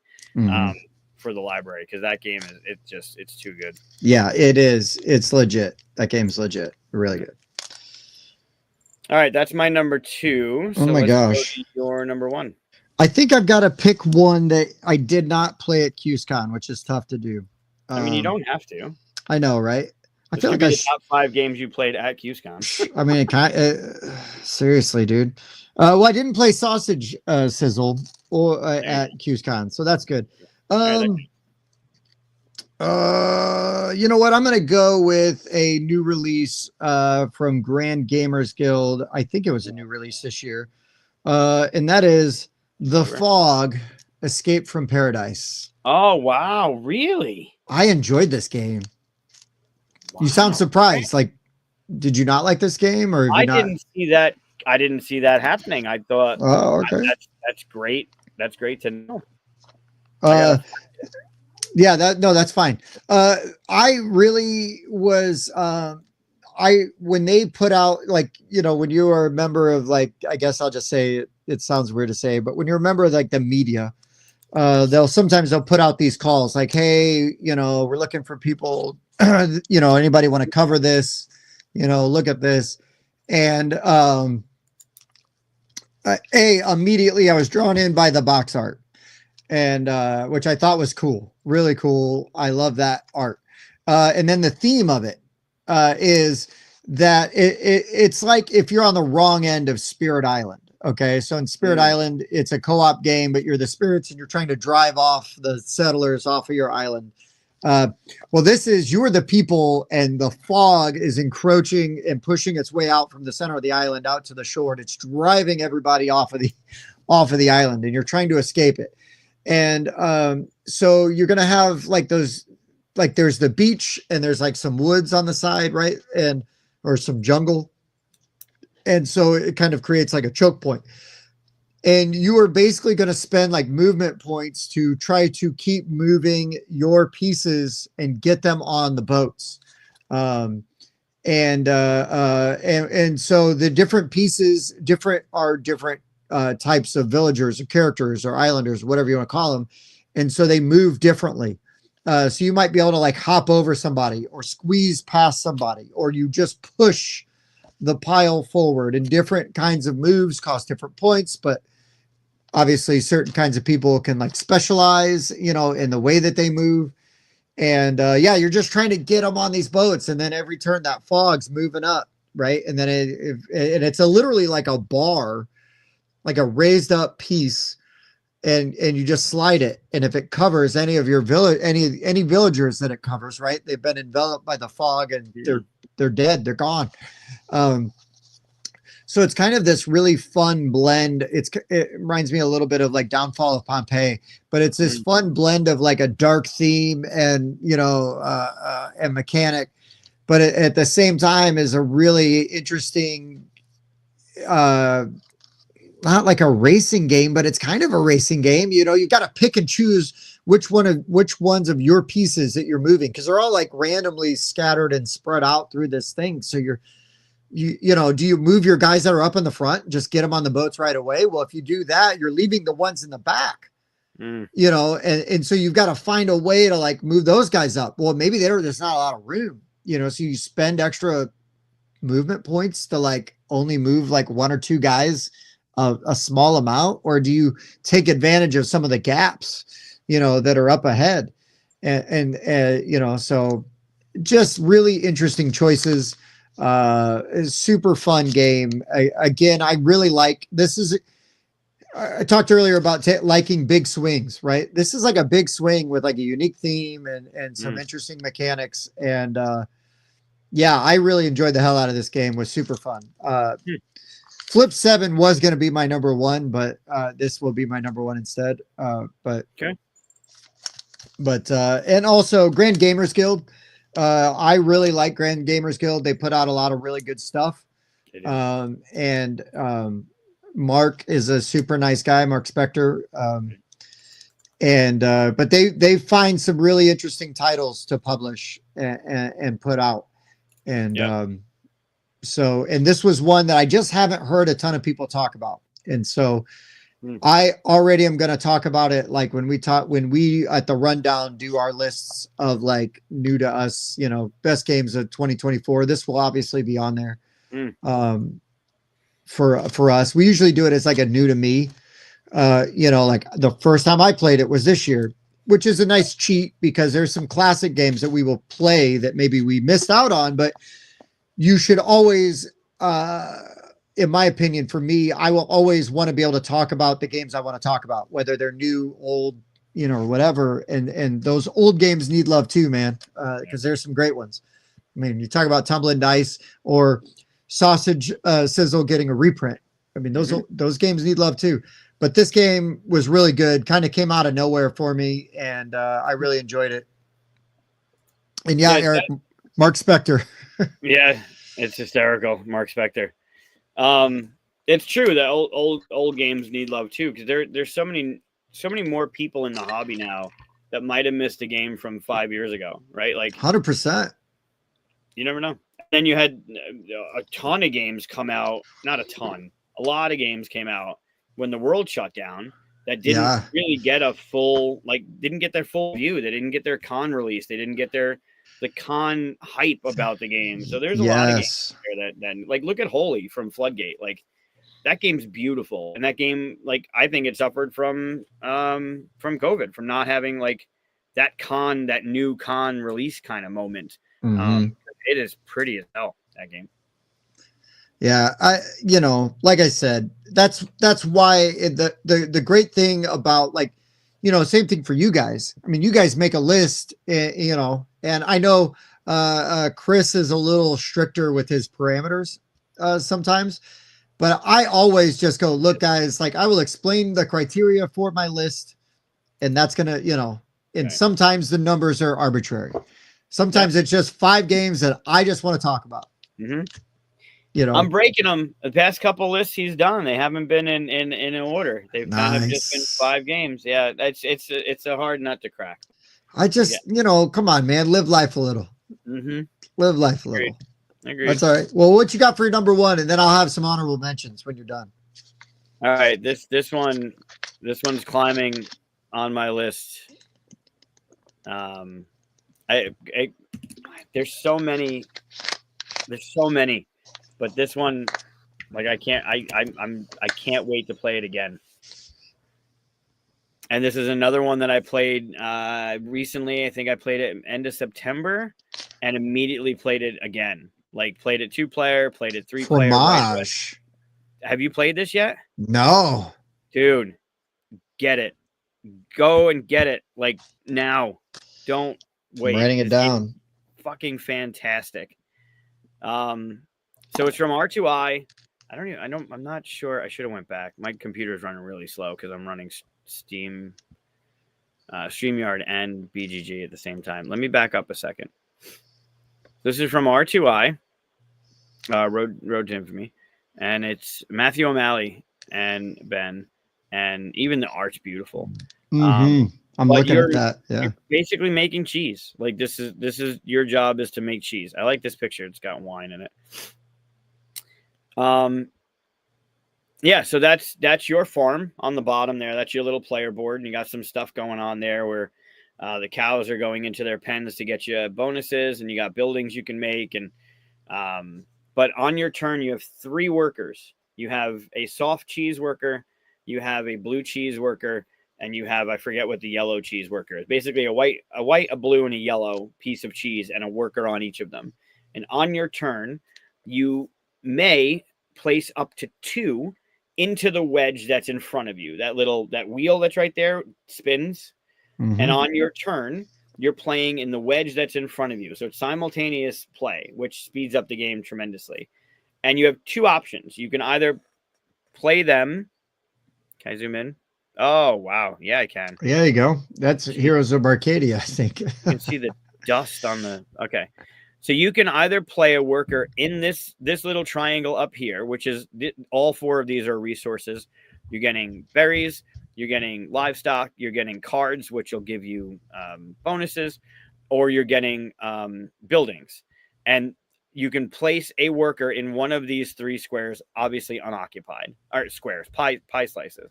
Or you place one worker, you can place one worker up here, and or you can place one worker down here. And each one of these 4 areas have a different thing going on. You're getting points based on full tables. You're getting points based on where you put them, or actions and resources based on where you put them. This one, you're getting points based on full tables. If you can get both tables full with your worker, cool. Here you're going for continuity, congruent, see, contiguous line of your thing. Okay, like yeah. 1, 2, 3, 4, 5, 6, 7 in a row, because these act as wilds in this game. And then this one, you're going for area control, right? You're trying to put your pie slice, your piece of cheese into these different areas and have majority in them. Okay, cool. So on your turn, you're placing one here, maybe, and or you're placing one here, but you can put 2 on your turn. Then when everybody is done, this entire thing will rotate, and now the next section is in front of you. And at the beginning of your turn, you get to pull back any workers that are facing you. So if you look at the workers, again, if you look at these workers, see how there's there's a figure on this side of things, but there's not on this side. When the wheel rotates, like let's say I put something over here, when the wheel rotates and this moves to this section, when it turns 90 degrees, right? Any worker that's facing me, if I'm sitting on this side and it's facing me, I get to take, and then I can use them on my turn. But the thing is, if you notice the pie slices, they're all facing different directions. The 1s are facing this way, the 2s are facing that way, the 3s are facing that way on your turn. There's a bronze, silver, and gold mentality to this, right? There's the bronze and the silver if you look at the background, and the gold. Well, when the wheel rotates once, anything that's in a bronze or a 1 will immediately come back to you because it's now facing you with 1 turn. But if you put it in a 2, you might get some more stuff for it, but now you're going to have to sit 2 turns without that worker. This is like a really cool like twist on Zolkin, because Zolkin did a similar thing with the gears, right? Yep. Okay. But then if you look where these cheese wedges are going, this one needs the yellow, this one needs the white, this one needs the blue cheese plus a fruit. So where you're placing is, there's a requirement there, like kind of Sagrada-ish, where you got to put a certain color in a certain window. You got to put a certain cheese worker in a certain spot to sell that kind of cheese. Remember, I said there's the white, the blue, and the yellow. So like if I put the blue cheese worker in the middle here to get 3 buildings, I'm not going to have that blue cheese worker back for 3 turns. And I might need to put the blue cheese somewhere where I need points, but I won't have it. So like there's that level of thinkiness of, what can I afford to let this go a couple turns? Where's the wheel? When am I going to get it back? It's amazing. Just that level of it is amazing. Then you have your board, and I want to try and find a better picture of the board. So here's your board. This is the other side. There it is. I love the zoom of the random thing I was just waiting for. My Lord. This is the backside of another board. This is your board, and what they're playing with up here is a module where you can draft out different buildings. So the game comes with pre-printed. That's the one you should play to start. And then you can actually draft better buildings that'll give you, like, once you know the game more, you can curate a better player board for yourself. So the replay value of this is through the roof as well. But then, so you have your buildings, right? Buildings are a resource, and it takes 2 buildings to get this to trigger, and it takes 4 buildings to get this to trigger. And a lot of them are like end game or maybe immediate. You get to immediately place something. Then you have your livestock, and your livestock are going in here. You need two livestock to trigger this, 3 livestock to trigger this, and that lets you immediately place a wedge into a certain place. So you get a free placement of something. But then you got this berry system down here. And remember, I said one of the resources were the berries, right? Like you go in here and you get the berries. Cool. And some of these things require fruit or jam to place there. So if I want to place this soft cheese at this table, I need a jam to place here. But if I want to place this blue cheese, I need a fruit. Cool. How do you get that? Well, when you have your resources and you get to pick your berries, you can either turn them into fruit or jam.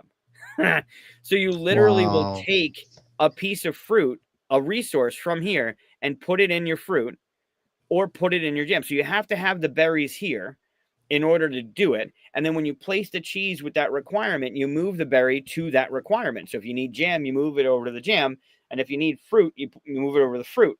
At the end of the game, you're multiplying the number of fruit times the number of jams you have. Nice. Like, even that's like, holy Nice. shit, amazing. It's so bonkers. And then those green cards, the more you can fulfill, the more points you'll get down here. So the green cards as a resource become options for you to fulfill and get more points. So you're getting points from your fruit and jam. You're getting points from maybe some of these buildings. You're getting points from the board and how that's all working. And you're getting like a not even a set collection, but a collection bonus for all those green cards you get from here that you can fulfill. And you get your area majority stuff. Like, it's just, and it's playing in a half an hour. Like, it's doing all of these things because it's simultaneous play, and it's playing in a half an hour. And it's just because you're playing on your slice and you move along, and you're playing on your slice and you move along. It is unbelievably amazing. This game is so well thought out. It's so clever. And it just the idea of, like, you get the workers back that are facing you, and that choice of how long can I afford to have the blue cheese worker be out there? Do I need it back right away? Do I need the resources that are coming up next turn? Like, it's super. It's so thinky and so smart, but so elegant in its execution. I love that. That sounds amazing. It's great. And it looks great too, right? The art, the table presence, the style of that board, and moving it, like, really neat conceptually. It's really amazing. appreciate what that. What did I miss in the chat? Hard cheese is really? yellow. Excited for the expansion. Never had an opening. Yep. R2I's from Chicago. What? What? What was I going to say? I mean, it was a while ago. It could have been anything. Right. I think at PAX he got a copy of it, but he got the regular edition. Oh, so there's a deluxe edition? There's one that's got a player mat, like it unnecessarily full art, but it's got a neoprene mat on it, and it's got like a Lazy Susan kind of thing to it, but it's got component trays in the inside and upgraded bits and a whole bunch of stuff. Yeah. But the board rotates no matter what. It's just better with the little lift, the little foam lift. Hard cheese is yellow. Got it. Does it have a cheese bag? No, it does not have a cheese bag. Well, can't be charcuterie then. I know. But it already has, I think it's coming to Kickstarter. It's already got a standalone expansion called Formaggio, which this one's basically French, like it's French based. Like if you look at the map, it's all French. The standalone expansion is all Italian. So they're going to change it up a little bit. I mean, if they do anything like this in the next one, it's going to be as good. But yeah, this is slowly becoming one of my favorite games. It's so well done. Nice. Yeah. Oh, damn it! I didn't change the thing. I know it was on 2. I was going to correct you. It was fine. You should have said something. It's your show. I don't care. I feel like Chris now. So that was my number one. What was your number one? What was your last one? That was Escape from Paradise. Oh, the Fog, which probably the entire time said number 2 as well, which was your number one. It did. I don't care. That's fine. Again, we're highlighting, we're shining a light on some great games. I mean, there's a 1 or a 2 over it. Who cares? The numbers are arbitrary and the points mean nothing. It's like every time at beginning of Who's Line, right? Where they describe the scoring system. I gotta say though, we were honorable mentions real fast.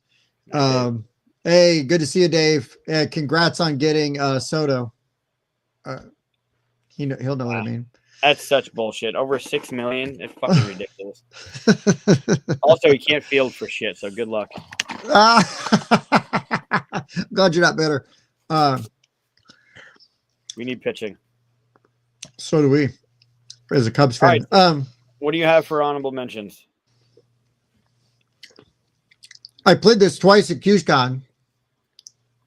For the first time. and I played it with West. And is his name Martin? The German gentleman, Oh, Marcus. Yeah, yeah. Marcus. I apologize, Marcus.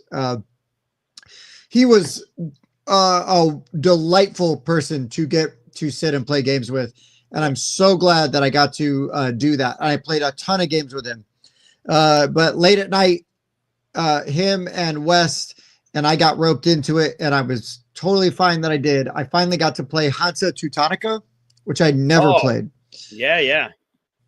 and I thought it was great. Really enjoyed Hansa Teutonica. So you want to talk about like an evergreen, an older game? Don't sleep on it. It's really cool. And the way that you sort of as like a territory, it's almost territory control as you're like route building, you know, because you're trying to get those cubes down so that then you can like establish presence in the different cities. Then you got Yep. your own player board with like the things you're trying to unlock. And then we played it again, and we played it. It was Marcus, West, me, and Shannon all played it on Sunday before we left Syracuse, and it was just as good the second time. Like I was, Mhm. they're like, "Oh, do you want to play this again?" I'm like, "Hell yeah, I do." Um, but just shine a light on an older game that I think if you are like me, you looked at the box, thought that looked like homework, and dismissed it, and you were wrong for Yep. doing it. Yep. I've definitely done that before with some of my favorite games. I'm definitely going to be buying Hansa. I just want to find the big box version and get Yep. that, and because I just want to have all the stuff for it. Yeah, Uh, Argenta makes good. They got a couple good ones that I go to that are a little under the radar kind of games. This is a good one. but yeah, this one's really good. Really appreciated it. I don't know when this came out, but another one from the op. Have you played Da Da Da? It's newer, right? Yeah, it's not my type of game, but I heard a lot of people talking about it. We got kind of rowdy and wild with this one in a different meetup in Warsaw, Indiana, Tabletop Adventure Con, and this was shown to us by a friend, and yeah, we played the shit out of it, and then immediately went and bought it. Like I bought it the next day. It Mm. was um I really respect what the op is doing right now between Gnome Hollow and Flip 7 and Da Da Da. I mean, they just have a lot of really good titles coming out. And if you like deck builders, I would, and you even remotely like Avatar, you need to look at Yep. their Avatar deck builder that they just put out. It's similar to like Harry Potter Hogwarts Battle, but I'm gonna say it's better. They've improved. They took what they did there and they improved on it. And for me, my daughter is getting into anime and stuff, and so when she saw that I had that, like she was asking to play it, That's and cool. I'm like, yeah, you know, any game my kid wants to play, I'm gonna play. Hey, right on, Phil. Yes, I am a new convert. But We uh, but we talked about you earlier, Phil, and Contrabanter. oh, he designed that. That's Phil, yeah. Oh, dude, I want to be your friend. I like. I want to. Yeah, I've. Hansa. The first time I played Hansa, I was at Alan's apartment, Alan Moon's apartment, and it was the first time I realized Alan doesn't play to win. Alan plays to screw Bobby over. If you know Bobby West, he will make sure Bobby doesn't win the game, and he did that the entire game of Hansa, Oh my and god. it was hysterical. He didn't care what he was doing. He literally was like, "Where can Bobby succeed? That's where I want to go." Wow, Oh, it was great. that's so fun. Yeah, What's it's a really good game too. and those are basically the ones I would want to talk about. I really enjoyed. I had a great Cool. time with. Cool. You got any honorable mentions? I mean, I do. I talked about this one so much. I mean, it came out at Essen at the end of last year. It wasn't available until Mm, this year in the States, but Nunatak is beautiful. The table presence is amazing. Every time it's on the table, people are always stopping by going, "What are you guys playing? I want to know more." The only thing I find fiddly, and it's not too bad, but in a 2-player and a 4-player game, there's a little modification to how the game plays because there is this symmetry to the game and how it has to be like this many bits in the game for it to function. 2-player, you're playing with not a dummy player. You're splitting up your turn into specific groups with a dummy player's bits that are going out there. And in a Okay. 4-player, there's a tiebreaker at the end. In 4 players, only 2 people will be able to place the last 2 tiles on there. But it's one of those really easy to learn games. It's a tableau builder, and on your turn, you're taking one of your bits, one of your tiles, the plastic ice cubes, and you're putting it out into the grid. And on the grid are these icons, like the purple or the red or the brown or whatever. And there's this market, and you can only place in one of those locations. And wherever you place, you get that card. So if I were to place a thing right here on this fire, I would get one of these fire cards, and every one of those, that's a bad example. Every one of those, is there really not one? No, of course not. Every one of those cards scores differently. They all have a certain type of scoring that they do. That doesn't have one. There's a set collection one and a multiplier one, but you're in essence you're building this tableau of stuff, and they all have a. That's really the zoom. Great. These are part of your set collector. These are part of a multiplier with your science track. These have a special ability based on what else you have. Some of them are the more you get, the more they're worth kind of stuff. So it's really simple in how you're playing it. And then when you place a tile, depending on if you've completed a 2x2, then you're scoring based on majority. You're getting some points based on what you've put on the lower level. So you're supporting yourself as you go up. So really fun point system, but also easy to learn. I played a hell of it in the beginning of the year, and still would. Anytime it came up, I would play this one in a heartbeat. I mean, that table presence is undeniable, man. Oh, it's beautiful. It's beautiful. And I don't know why these are pink. I'm curious if the English version is different, but and maybe it's just a prototype and whatever. Oh, sure. The version I have, I still play with my fully German version because I played it so much. I don't need Google Translate to figure out and the iconography is brilliant. Like, it's spot on the way it works. But I don't know what the English version is. Also, Art Society is on my list. Art Society is by Mighty Boards, which Rebirth just showed up yesterday or the day before. I know, Saturday, and that'd be Saturday. Have you played Art Society? I have not, but I'm aware of it.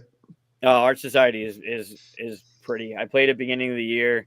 It's you're collecting paintings and you're putting them on your wall in your house based on certain rules. Trying to fulfill your grid, which would be great if like this person just rocked it. But you're trying to score. You can't put similar colors. See how this is blue and red and yellow? These 3 right here. You just won't score for them. You can't put similar colors next to each other, but you're trying to get more points based on, or you get bonuses based on the same frames that are next to each other, same styles. So like this frame is the same as this frame, the same as this frame. When you put them down, you get bonuses, and those bonuses are helping you fill in these little gaps that are harder to get to.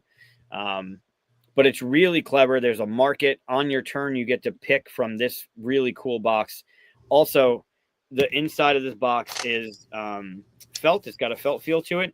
And the cover of the box is dual layered. I never saw that on a box before. I thought that was beautiful. But on your turn, you get to pick which ones of these you want to put out there based on the number of players. And then you have these bidding tokens, like you're at an auction gallery. So you have these bidding tokens. And based on who's highest to lowest, you're going to be able to pick from the center to fulfill, your board, to try and place things next to each other, to try and score points, and to try and like trigger bonuses. And then you have this assistant that can hold one or two, I forget now, off to the side. And at some point, if you can't place one, the game ends. I think you finish out the round. It might end immediately. And then it's whoever has the most points. But it's so beautifully done. I love the way that they have the notches in each of the pictures, the pieces of art, and the little trinkets you're putting around that match up with the grid. It's really, there's more to it, but it really, really pretty game. Looks Very awesome. yeah, it's a good one. It's actually, I was out shopping yesterday for some stuff, and I stopped by Barnes and Noble, and it's on there 30% off for this week or this month or whatever. Oh shit. So Okay. if you got one nearby, I do. it's worth picking up. Not even 10 minutes away. This is another one I played this so much, and I've talked about it so much on the show. Life in Ruterra. If you haven't picked up a copy of this, grab it. So good. It's so well done. It's so replayable. Have you played this one? I played this at QSCon and I didn't like it. Really? Yeah, I don't know. It could have been I might have been tired. I don't know. I kind of need to give it another shot, but definitely. But I played this with West and Yuval and Marcus at QSCon. Fell short, huh? It did. I was kind of hyped for it. Is this one the Lang? Is this the Eric Lang? Yeah. Yep. Yeah. I don't know. Maybe I was like overhyped for it. Like I had hyped myself up too much for it, or maybe. It's simple. I mean, you're fulfilling a 4x4 grid. The tiles are 2x2. You're placing them with at least one of the terrain touching, matching terrain. And then as you're placing them, you got those gears.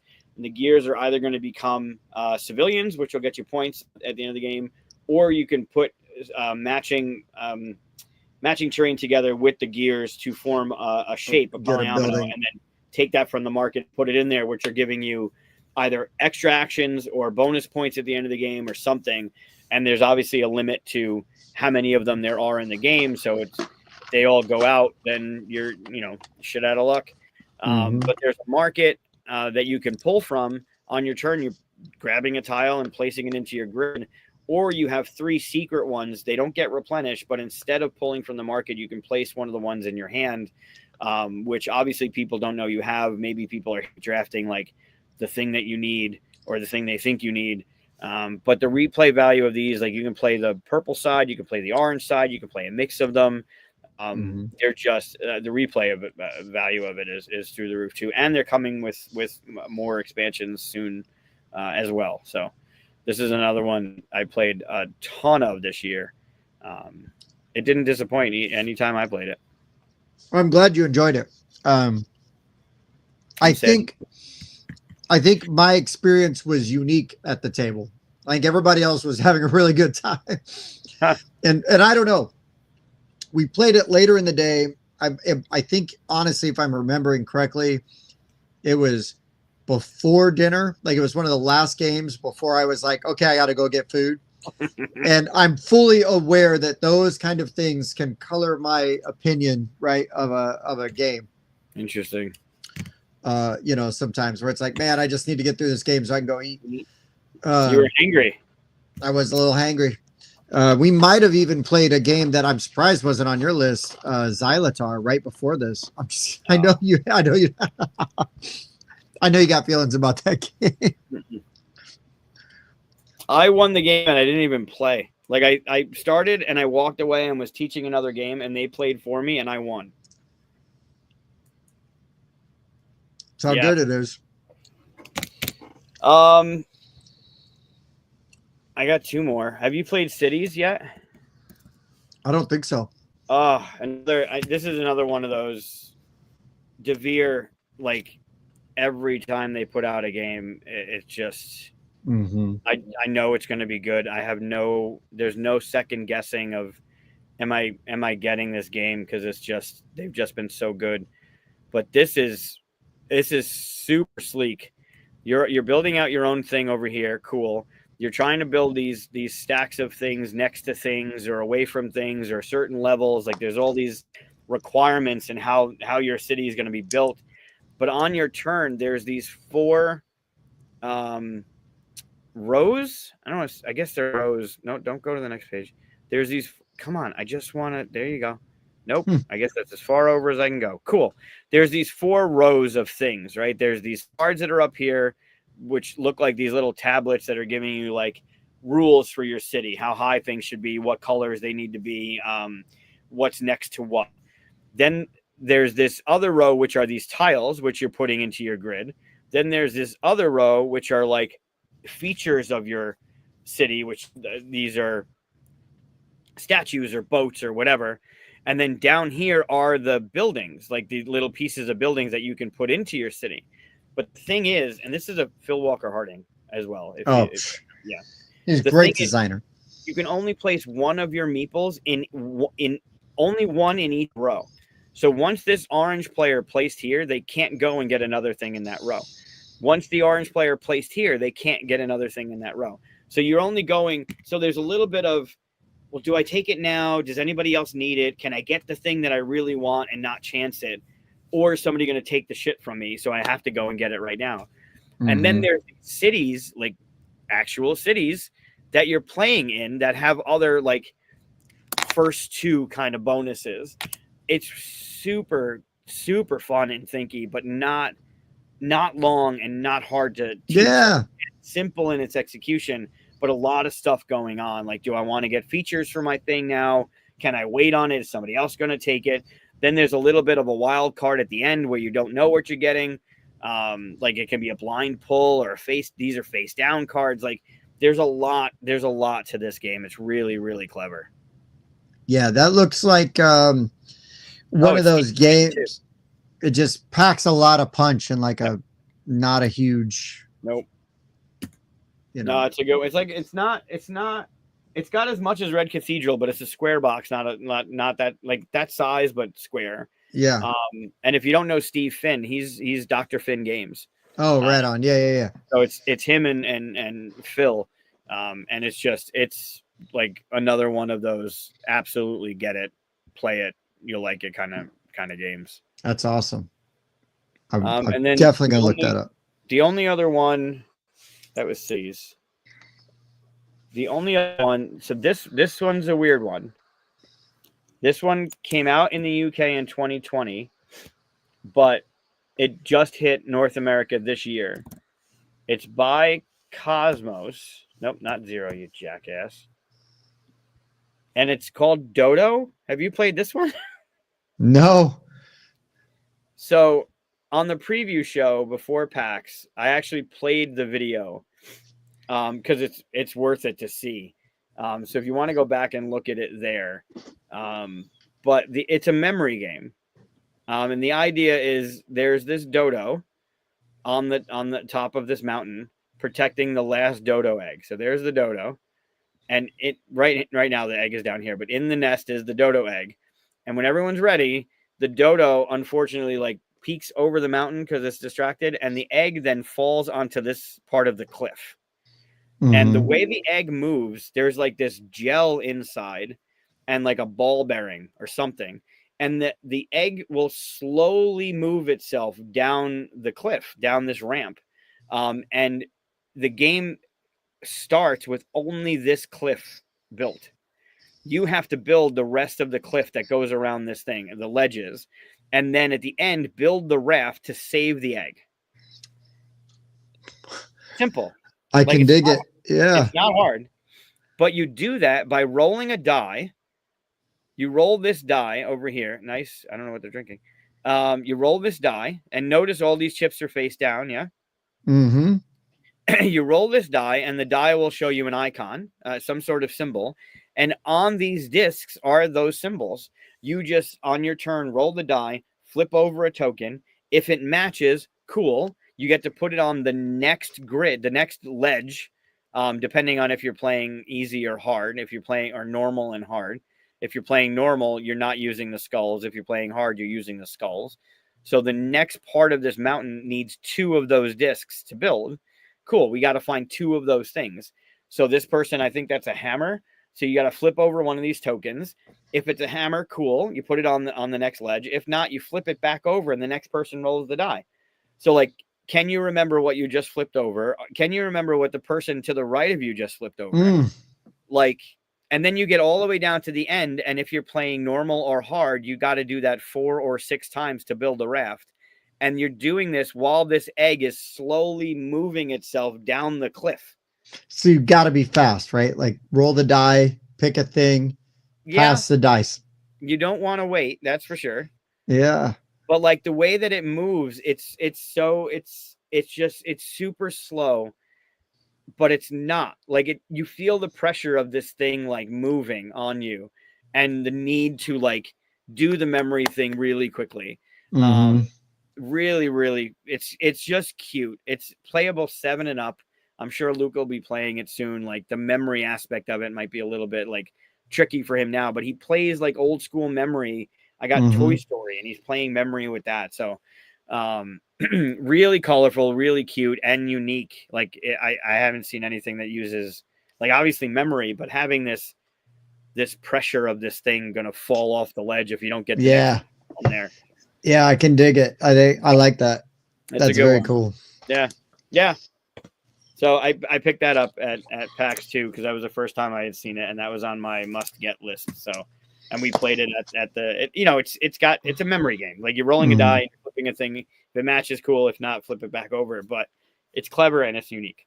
Yeah. No, all great things. Man. And it's like 5 minutes. Like either even to get down all the way to the end by the boat, it's not more than 10. Yeah, their game time says 10 minutes on BGG. Yeah. It's great. So yeah, go here. If you do have BGG, go here and watch the video and you'll see what I mean about the egg. Or go back to 2 weeks ago when I showed this on the show too. Yeah, I like these little quick hitters, man. I really do. It's a good one. It's a big box. I mean, it's a 12 by 12, and it looks like it's going to be a chore to like put together and break down to put away, but it goes away really quickly. And it's not as bad as it looks initially. Sure. Because all the ledges fit on these little gray stones that you put into the mountain, and all of them have to come out to put back in the box, but it all works. It all works really well. I want to play that. That kind of game, I just like having those kind of games in my collection anyways, right? I'd play with the kids, bust out at a show, where again, table presence, right? People are like, what's going on over there? And you're like, hurry, hurry, hurry. You know, people are animated and having a good time. Sure. So we got our tiny versions. Boop. Yeah, what is up with that? It's so weird. I don't like that at all. All right, that's better. That's better. I feel like we almost could like high five with the way that yeah, you got to change hands. You got to go. You're on the wrong side though. No, I'm not. I'm on the right side. Oh, well, I'm inversed, I guess. Like my camera's inverse, so I got to change it. Oh, okay. So I got to do this? Yeah. Now it looks right to me. No, I don't think that's right. I don't know. You know what we do know is that we looked really stupid trying to do that. Yeah, I'm sure somebody will clip that as a thing. Right.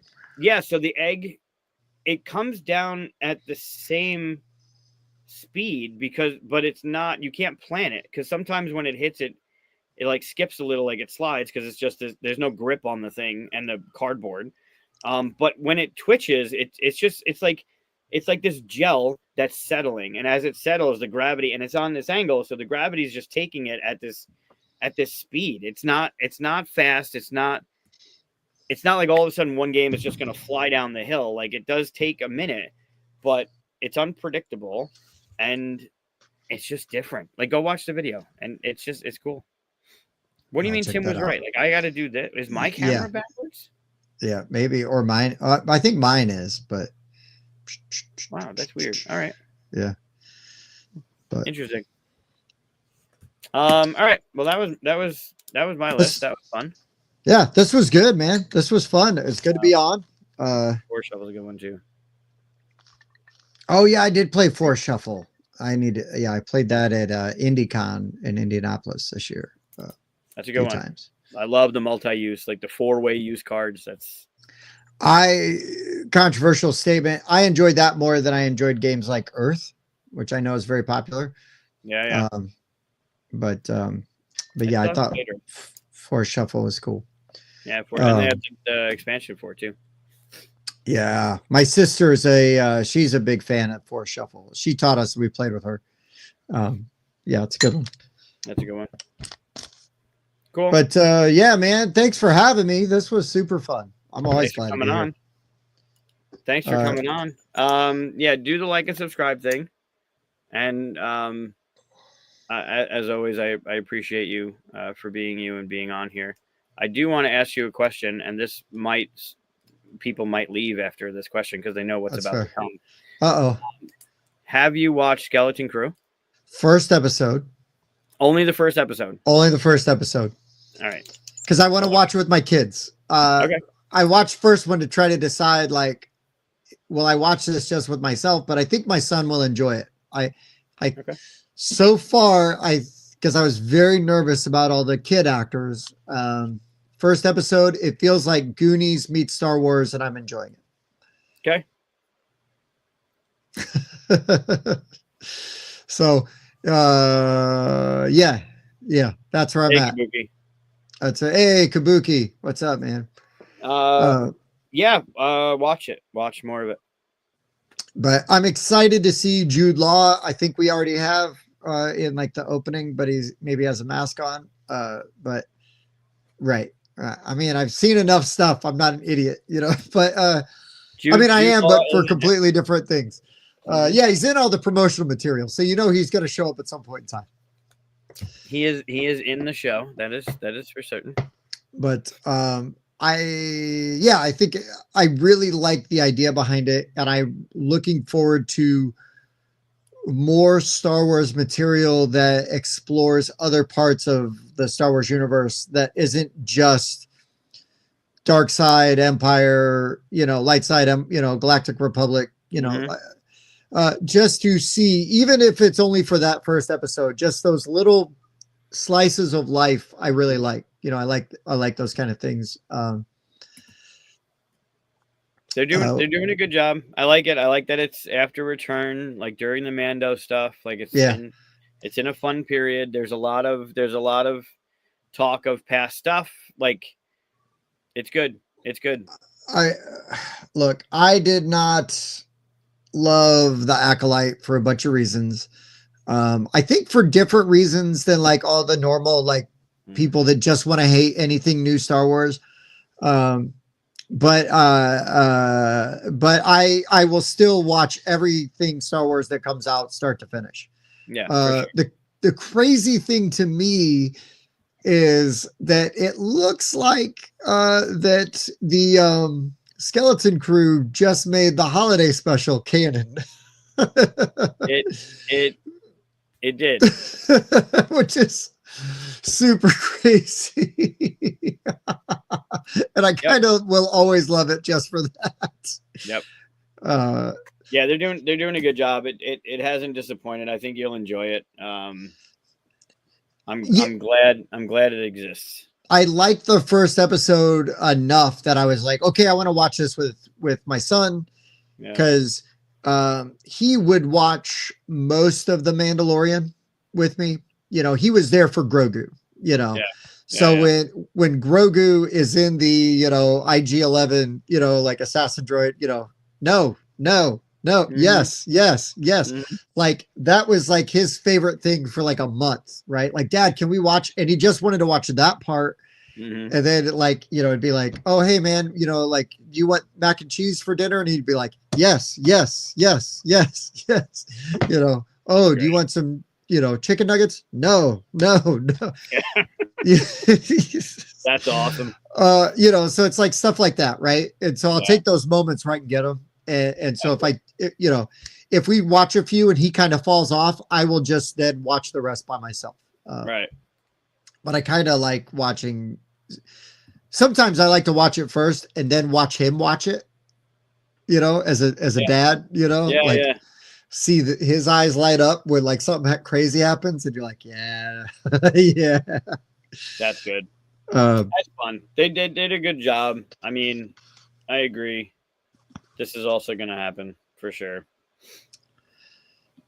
I just recently rewatched The Mandalorian with Luke going through all those Death Troopers or whatever. Oh my God. Dude, like goosebumps, just you even talking about it. I saw, now this was closer to when it first came out. You might still be able to find it, but on YouTube, somebody put like, I Need a Hero, the song over that whole part, Mm. and it's so fucking good. Like Good. I just love it. I mean, come on, man. It's like Return of the Jedi, Duke, Luke, the black suit. Mm-hmm. Yep. And I know he's a whiny little punk in the first one, but I love Luke Skywalker. I really do. I really do. So brutal. Han's the cool pick, but Luke just evolves into a very cool character, and I really like him. Sure. Well, it depends, right? Like you can go original trilogy, Skywalker saga, the whole Star Wars universe. Like depending on what you're looking at, what your lens is on, there's definitely a standout character. Mm-hmm. It's hard to pick sometimes, but Well, and people like you and I, we've been Star Wars fans for so long that there's different. I almost go through different eras of like who I like most at different times, right? Han for a very long time, and then it's like, no, it's Chewie, or no, it's Luke, no, it's Leia, and then you go through and you watch those movies again and you watch them just really, kind of zeroing in on those characters, and it's fine. I think there's just something there for everybody. But yeah, and it's a great point. Like back then, that was like she was an amazing female lead. I didn't appreciate her watching Star Wars when I was that young. Then you realize what she does and how much of a rebel she is just in herself. Not she is such a badass. Right. She is by far in A New Hope. She is the most competent character. Oh, yeah. 100%. She is the smartest character. Yeah. She knows what's going on. Han's like a wild, a loose cannon. You know what I mean? A wild card. And Luke is just so naive. And she is so smart. It's like her and Sigourney Weaver and Alien. From basically from the late 70s, they really, really, really like set the bar for like a badass female lead, in a movie. And Leia never falters, like ever. She's almost always feels like the smartest person in the room, when she's there. Because she's great. Her character is also great in Empire, right? I mean, she does awesome stuff in Empire. Her weakest one really is Jedi, but she's still then Bosch. You know what I mean? Like she still disguises a badass bounty hunter. Oh my god, yeah. And like does awesome things. So no, I think the worst in Leia's whole story, the worst we've seen is her running around the forest in Obi-Wan. That was the worst. I mean, floating Leia out in space is a little weird. I was going to say the Mary Poppins Leia was rough. Yeah, but yeah, she definitely. It's a great point, Kabuki. I just think watching it when I was that young, absolutely, I did not see that for what it is. Right. Watching it later, especially when everything else has been. Has now been introduced in the prequels and the sequels and the animated, and then you put all the things together. When you go to rewatch, like that moment, you don't see it the first time you're watching A New Hope. You have no idea this is the case. But that moment where Obi-Wan looks over and sees Luke and Leia together for the first time in 20 years, right? And then like you see that look on his face when you're first watching it, you're like, okay, cool. Then you realize that's the first time he saw them together since they were born. Like it makes so much more of an impact when you see it later on with all the other stuff included. And Leia as a character is definitely something that you grow to appreciate later than watching it as running child Leia with running away from Flea from the Red Hot Chili Peppers is. Hold on, Flea was not the problem in that show. The other thing, the unfortunate thing about Obi-Wan is that I think that is a really flawed show with some absolutely amazing moments. For sure. I wish that they didn't have child Leia. And it's not her or even like the actress, but it just kind of, you have to like fudge some things with the canon, and you could have just done it with you could have pulled Obi-Wan out for different reasons, and it sure. would have still been really good. But to have him and really allow Hayden Christensen, in my opinion, to like redeem himself, in the Vader role, like actually give him a chance. Because I say redeem himself, but the dude was set up for failure from the start. For sure. In my opinion. And he really, like, for him to come back and reprise that role and to do it the way he did it, and he crushed it, was great. And those fight scenes, like, I was tuning in for even the chance of the encounter, for them to brush up against each other, so freaking good. Then bring him back in the Ahsoka series. I mean, that was the icing. That was it. Also, I said this the first time I watched it, Pablo. This is having him do that would have been so much better of a way than just everyone in the cockpit died. Like, oh, okay, cool, that's great, thanks. Oh, instead of the Hodo maneuver, you would have had the Akbar maneuver. That character did not need to be introduced. It could have. I mean, bring the character in, cool, that's fine. But having Akbar do the thing would have been a much better way to have that character who is iconic. Send him off. Yeah. Send him off in like a badass way. Yeah, I get that. I never even considered that. So thank you. That's a really great idea. And yet he sets a trap, poetic justice. Yeah. Yeah. I think when Chris and I were talking about the show, I think that was one of the things we talked about. Like, how cool would it have been if that's what he did? I know that movie is so hated, but that movie has some of my favorite scenes in any Star Wars movie. And I really like Rian Johnson as a director. I really do. I love the opening scene where the bomber is going over and the last bomb, they can't get the last bomb to drop. And there's like that tension as she's like kicking the thing, trying to like shake it loose.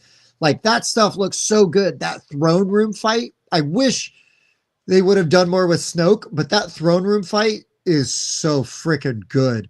I know people have like taken it apart and are like, oh, it's not really like technically, like, look, I don't go to Star Wars for the science. I go to Star Wars for the story and the feelings that it gives me, right? If I want science, I'm going to go to Trek, or, I'm looking for like epic space fantasy, and that's what I get, and that throne room scene. I loved Luke standing off, against that whole First Order force, like on the salt planet. Yeah. Like, I love the visuals of that. Yeah. Like, just so good. I loved all of that stuff so much. I really did. They all have it. Like, episode 1 is, I mean, you could take a lot of that movie out, but there's moments like when Maul lit the second part of that saber, like, that's epic. The world exploded. Yep. The pod racing is beautiful. Like, that's the I remember the noise, like the sound of that happening was just amazing. I just wish, and I feel really bad again for the kid. It's not his fault, but Jake Lloyd was not that great of an actor. Sure. And I feel like they put too much on him with some of the kid stuff. And it's not his fault. It's also bad writing. Like, Lucas is not a good writer. He's not a good He is a visual guy. You need Lucas is the guy that's going to put up the storyboards, and he's going to give you the big ideas, and then you're going to hire really awesome writers to rein you in and refine all that down. Because, I mean, that man is a genius, but he has some weak spots, like anybody, right? For sure. But yeah, there are scenes in all of those movies, right? I love the Kashyyyk battle in Revenge of the Sith. Like all the Grievous stuff. Like, give me more Grievous stuff. The opening scene in Revenge of the Sith with the where they're trying to get to the spaceship, you know what I mean? To the, and you've got the banner between Anakin and Obi-Wan, and that, like, really, finally, you really get to see those characters engage in a way that is very fulfilling and meaningful and really conveys like their relationship, in my opinion, in the best way in any of the live action movies. Yeah. Um, Yeah, you you get some know, really good Grievous stuff in the animated.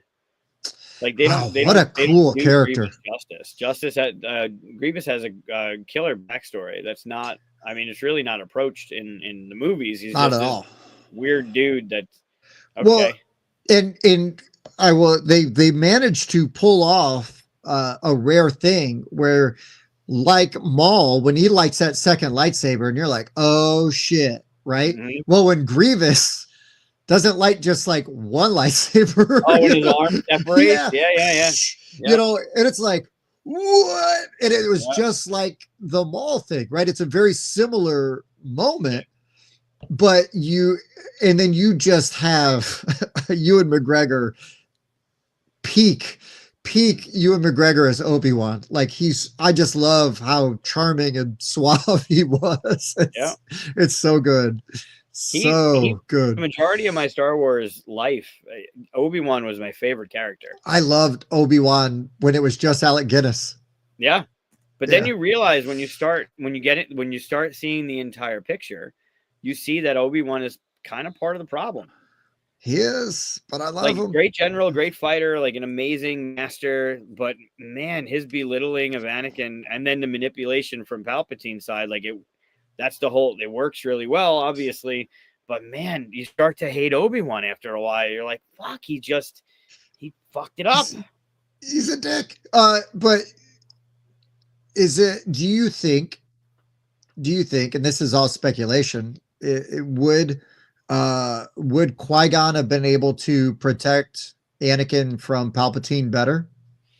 Or do you think or is it destiny and it was just going to happen regardless of? Yeah, I don't think anyone would have been able to do anything because, I mean, even Yoda and Mace, and they all were blind because Palpatine was so good at what he was doing. Like the manipulation he did throughout everything veiled everybody. So I don't think anyone in that, especially Qui-Gon, because Qui-Gon, I want more of Qui-Gon's past because he's not necessarily all good either, right? Like he's got Right. like don't betray or don't go against the council again, or like there's a history Yeah, there. it was already kind of hinted, right, that he was sort of a fringe, Yep. Sort of And agent I never character. read the comics. I don't know if it was ever answered or we get any of the legend stuff now. But I want to see more of like Qui-Gon's backstory. Like we get a little bit of it in Tales of the Jedi, right? We get him and Dooku a little bit, but we don't really see like what he did to go against the council. I want to know what that was. And Dooku's another character where I haven't watched enough of the animated stuff, so I don't know if it's fleshed out there. But like Dooku is another character that I felt like deserved more, right? Like Grievous, like give me more Dooku. Because if you have the opportunity to have Christopher Lee be your villain, God damn it, like lean into that as hard as you can. Yeah, like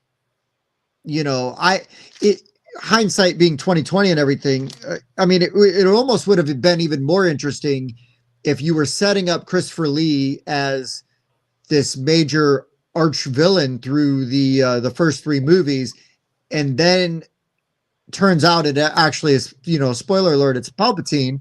right. but we all know, like you and I sit down, in 1999 for Phantom Menace, and the second Ian McDermott walks on the screen, you were like, there he is. Like, here we go. And but wouldn't it be a badass left, like curveball if you had set up Dooku and really build up Dooku and then find out that Palpatine has been pulling the strings on Dooku like the whole time? Like that would have been a really nice, whatever. Right. But sure. There's just very cool things you could have done to try to, like throw people off, but really get to utilize some of these amazing characters. I mean, Darth Maul was so cool. They killed him and then made sure to bring him back, Right. Because Filoni is a fucking genius. Yes. Also, I got to catch up. No one lost a bet. Yes, it is a Hawks jersey, but it is my Griswold jersey. That's why I wear it. I'm diehard Rangers all the way. Also, Daryl, good to see you. What did you? Oh, what up, Daryl? Oh, nice. Thanks. Yeah, Daryl's on. We talked about that. Daryl's on next week. But yeah, you know, Mike and I can go down the Star Wars rabbit hole for oh my god, forever. This will be a 5-hour show. But you are enjoying Skeleton Crew, so bring it back. Oh, for sure, yeah. I think all the kids are doing a great job. I feel like the kids that they found are really good. Yeah, it doesn't feel like they're like you pointed out, Jake Lloyd, earlier. Like I mean, it's bad writing mixed with someone who is young, like not acting very well. They're all doing really good at what they're doing. Yeah, I even like the little Max Rebo kid. I mean, I know that's not the elephant alien guy, but yeah. Neil, Neel, Neil. Oh, Daryl just said what I said. I said it feels like Star Wars Goonies, right? A lot of people are saying that. It does have that feel. There's some mystery going on. There's a lot of Easter eggy stuff happening too, which is kind of fun. Like if you know kind of stuff from comics and canon and characters that are being introduced. It's been really fun to watch. I like last week's episode. It left. I hate that they end so quickly because you always want to watch more. But it's tomorrow, so I'm excited. And in that opening episode, they had the one of the coolest aliens that I've never seen in any of the other stuff. And it's the like the werewolf looking dude. Oh yeah. I forget the race. I used to be so good. I used to know all the races and everything. I could grab one of my Star Wars role playing game books and find it really quick. Yeah, he's interesting. But I just you know, and the fun story with that is that when they were just grabbing old props and masks and stuff to make aliens for the cantina scene in the original Star Wars movie. Right. And so somebody just had a werewolf mask and it was, you know, it was like, okay, sit over there it's a little dark over there, sit over there. Right. Again, just the brilliance of that filmmaking back then. Oh shit. Oh, Star Wars D6 Kabuki. Yeah. So I still have my West End Games, Star Wars D6 rulebook.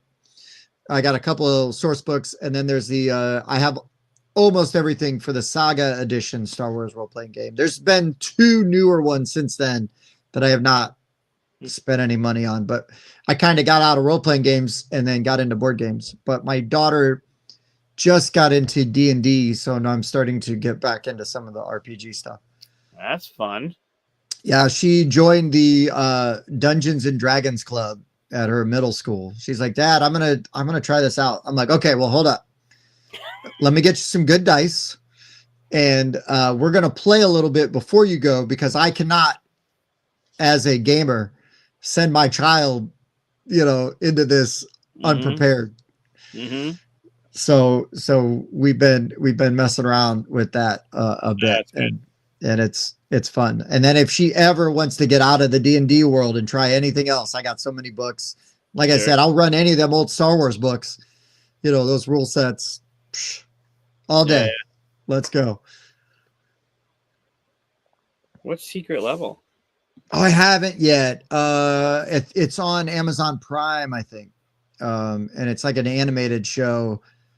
It almost, I don't know what it is, but it kind of reminds me of like Ready Player One, but maybe good. Sorry. I haven't heard of it. I don't know what that is. But if you haven't watched the Dungeons and Dragons movie with Chris Pine, that thing's freaking excellent. No, I haven't watched that one yet. You don't even have to like Dungeons and Dragons. You can just watch it as a fantasy like adventure movie. All the Easter eggs and jokes are there for you if you like D&D, but otherwise the movie still stands on its own, and it's super funny and really good. Legitimately love it. Okay, so yeah, Pablo says each episode is a different game or video game for Secret Level. Okay. Like real, like Animated. It's animated, I think. but like the real different video game, like Oh something yeah. like Halo and shit like that, or is it like made up stuff? Looks like from the comments that it might be real stuff, right? Because they said, yeah, Warhammer one. Hell yeah. Huh. That's cool. I'll have to check it down. So much. I was so caught up on everything, and now I'm so behind on other stuff. Dude, I'm very behind because like Halloween, I started watching a bunch of horror movies and stuff, and then Christmas, we had our Christmas list, and I was watching all of these not regular Christmas movies to try to prep for that list and try to outdo West, which is really hard to do. Yeah, it's borderline impossible. Yeah, it's just had to go as weird and crazy as he did. But oh, interesting. Okay. Okay. Cool. Oh yeah, Love, Death and Robots was really good. Really good show. I enjoyed that. Same people.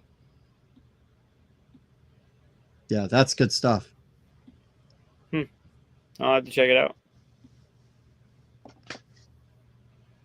Cool. All right. We'll do the like and subscribe thing while you're here. If you guys, there you go. If you guys are looking for something to do on Wednesday at 8:00, the Board Game Rundown goes live with some whiskey. Do you have a guest this week? What's this week? TBD. We haven't decided yet. I've got a couple of maybes. Otherwise, I'm sure we've got some other stuff. We've got like there's always so many different options, right? It's like, okay, which one are we doing this week? Okay, yeah, we're gonna do that one. Cool. And then I just found out it will be out before the end of the year, but there's a podcast called the Board Game Binge, and I'm going to be on that soon. Ooh. I forget James's last name. Is it James Staley? He 10 Robot Games. So they publish like Catnip Auction House, and they've got Cities of Venus coming out. So the James, he owns and runs that publishing company. He has a podcast called Board Game Binge, and he messaged me today and was like, "Hey, Tim, you're overdue. I need you to have you on the show." And I was like, "When can you do it?" And they're like, "I want to have it out by the end of the year." I'm like, "Oh shit, okay." So yes, but he's a good dude. I really like him. I've had the opportunity to play some games with him, hang out with him, and cool. Yeah, I like him. So I'll be on that for the end of the year. Board Game Binge, but always check out Board Game Rundown on either the live stream on Wednesdays, like us here. We interact with the chat. We do all kinds of stuff. And then we obviously have like a studio show as well. So we put out reviews, top 10s, things like that. You'll see super cool people like Andrew Stiles and Michael Giuliano and other cool cats and kittens that we want to hang out with. Yeah, much better than me, I'm sure. Bah. Don't sell yourself short. I'll just talk about nonsense for 4.5 hours. What do you think I do? That's why I gotta have the other guys on. Rein it in. Yeah, sure. Because it can get out of hand for sure. Yeah. Just check out like the 6-hour live stream that Mike and I did like 2 years ago. Is it still it's got to still be the record, right? It's definitely the record. Nice. It's definitely the record. Cool. My only regret is that we never should have done our top 5. Because I think we got to it at like 12 or 1 o'clock in the morning, and we kept joking about like, well, should we do it or not do it? And then finally I was like, no, let's do it. Yep. Now I'm like, we never should have done it. It just should have been the ultimate tease. Yep. the ultimate tease through the whole that would have been really good. Well, whatever. It was still epic. No regrets. All right. Well, thanks, Mike. Thank you guys. Let's do it, Daryl. Oh yeah, Daryl.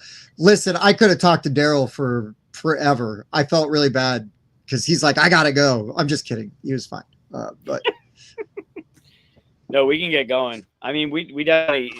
Daryl he's a bad influence when you're in person because he will keep you up. Just one more game. It's a quick game. Just one more game. Mm-hmm. And then you get us in the room. We start talking games and design and Star Wars and whatever. And it's all over. And sports, I mean, that's the trifecta there. You got your Star Wars and your sports. It could easily make the record for sure. Let's do it. All right, we'll have to set that up. Do it on a weekend though, where I don't have to work the next day. Yeah, we'll do our own little. We'll do like a special, like a holiday special. Like we'll do our own holiday special. It's called "Fuck Sleep." Who needs sleep? The podcast. 7-hour minimum. Oh Lord have mercy. Yeah, imagine that. See me ordering pizza and just eating dinner while we're here. That'd be hysterical. Well, we'll definitely make that happen now. That's gonna be a thing. That'll be a thing. All right. Well, tune in Wednesday, 8:00. Board Game Rundown, Whiskey Wednesday, where they'll talk about something that'll be determined in the next couple days. Yeah, we'll know by tomorrow. I was actually before I got your message, I'll blame you. There was a couple people I needed to reach out to about Wednesday, and then I got totally sidetracked because I was like, "Oh, I'm gonna be on the 42. I gotta do my list." You're welcome. Yeah, that's fine. Good problem to have. Yeah, you're welcome.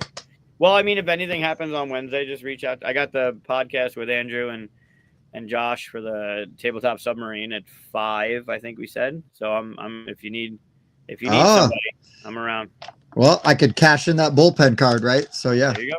Yeah, right on, man. I'll let you know. I'll be in touch. All right.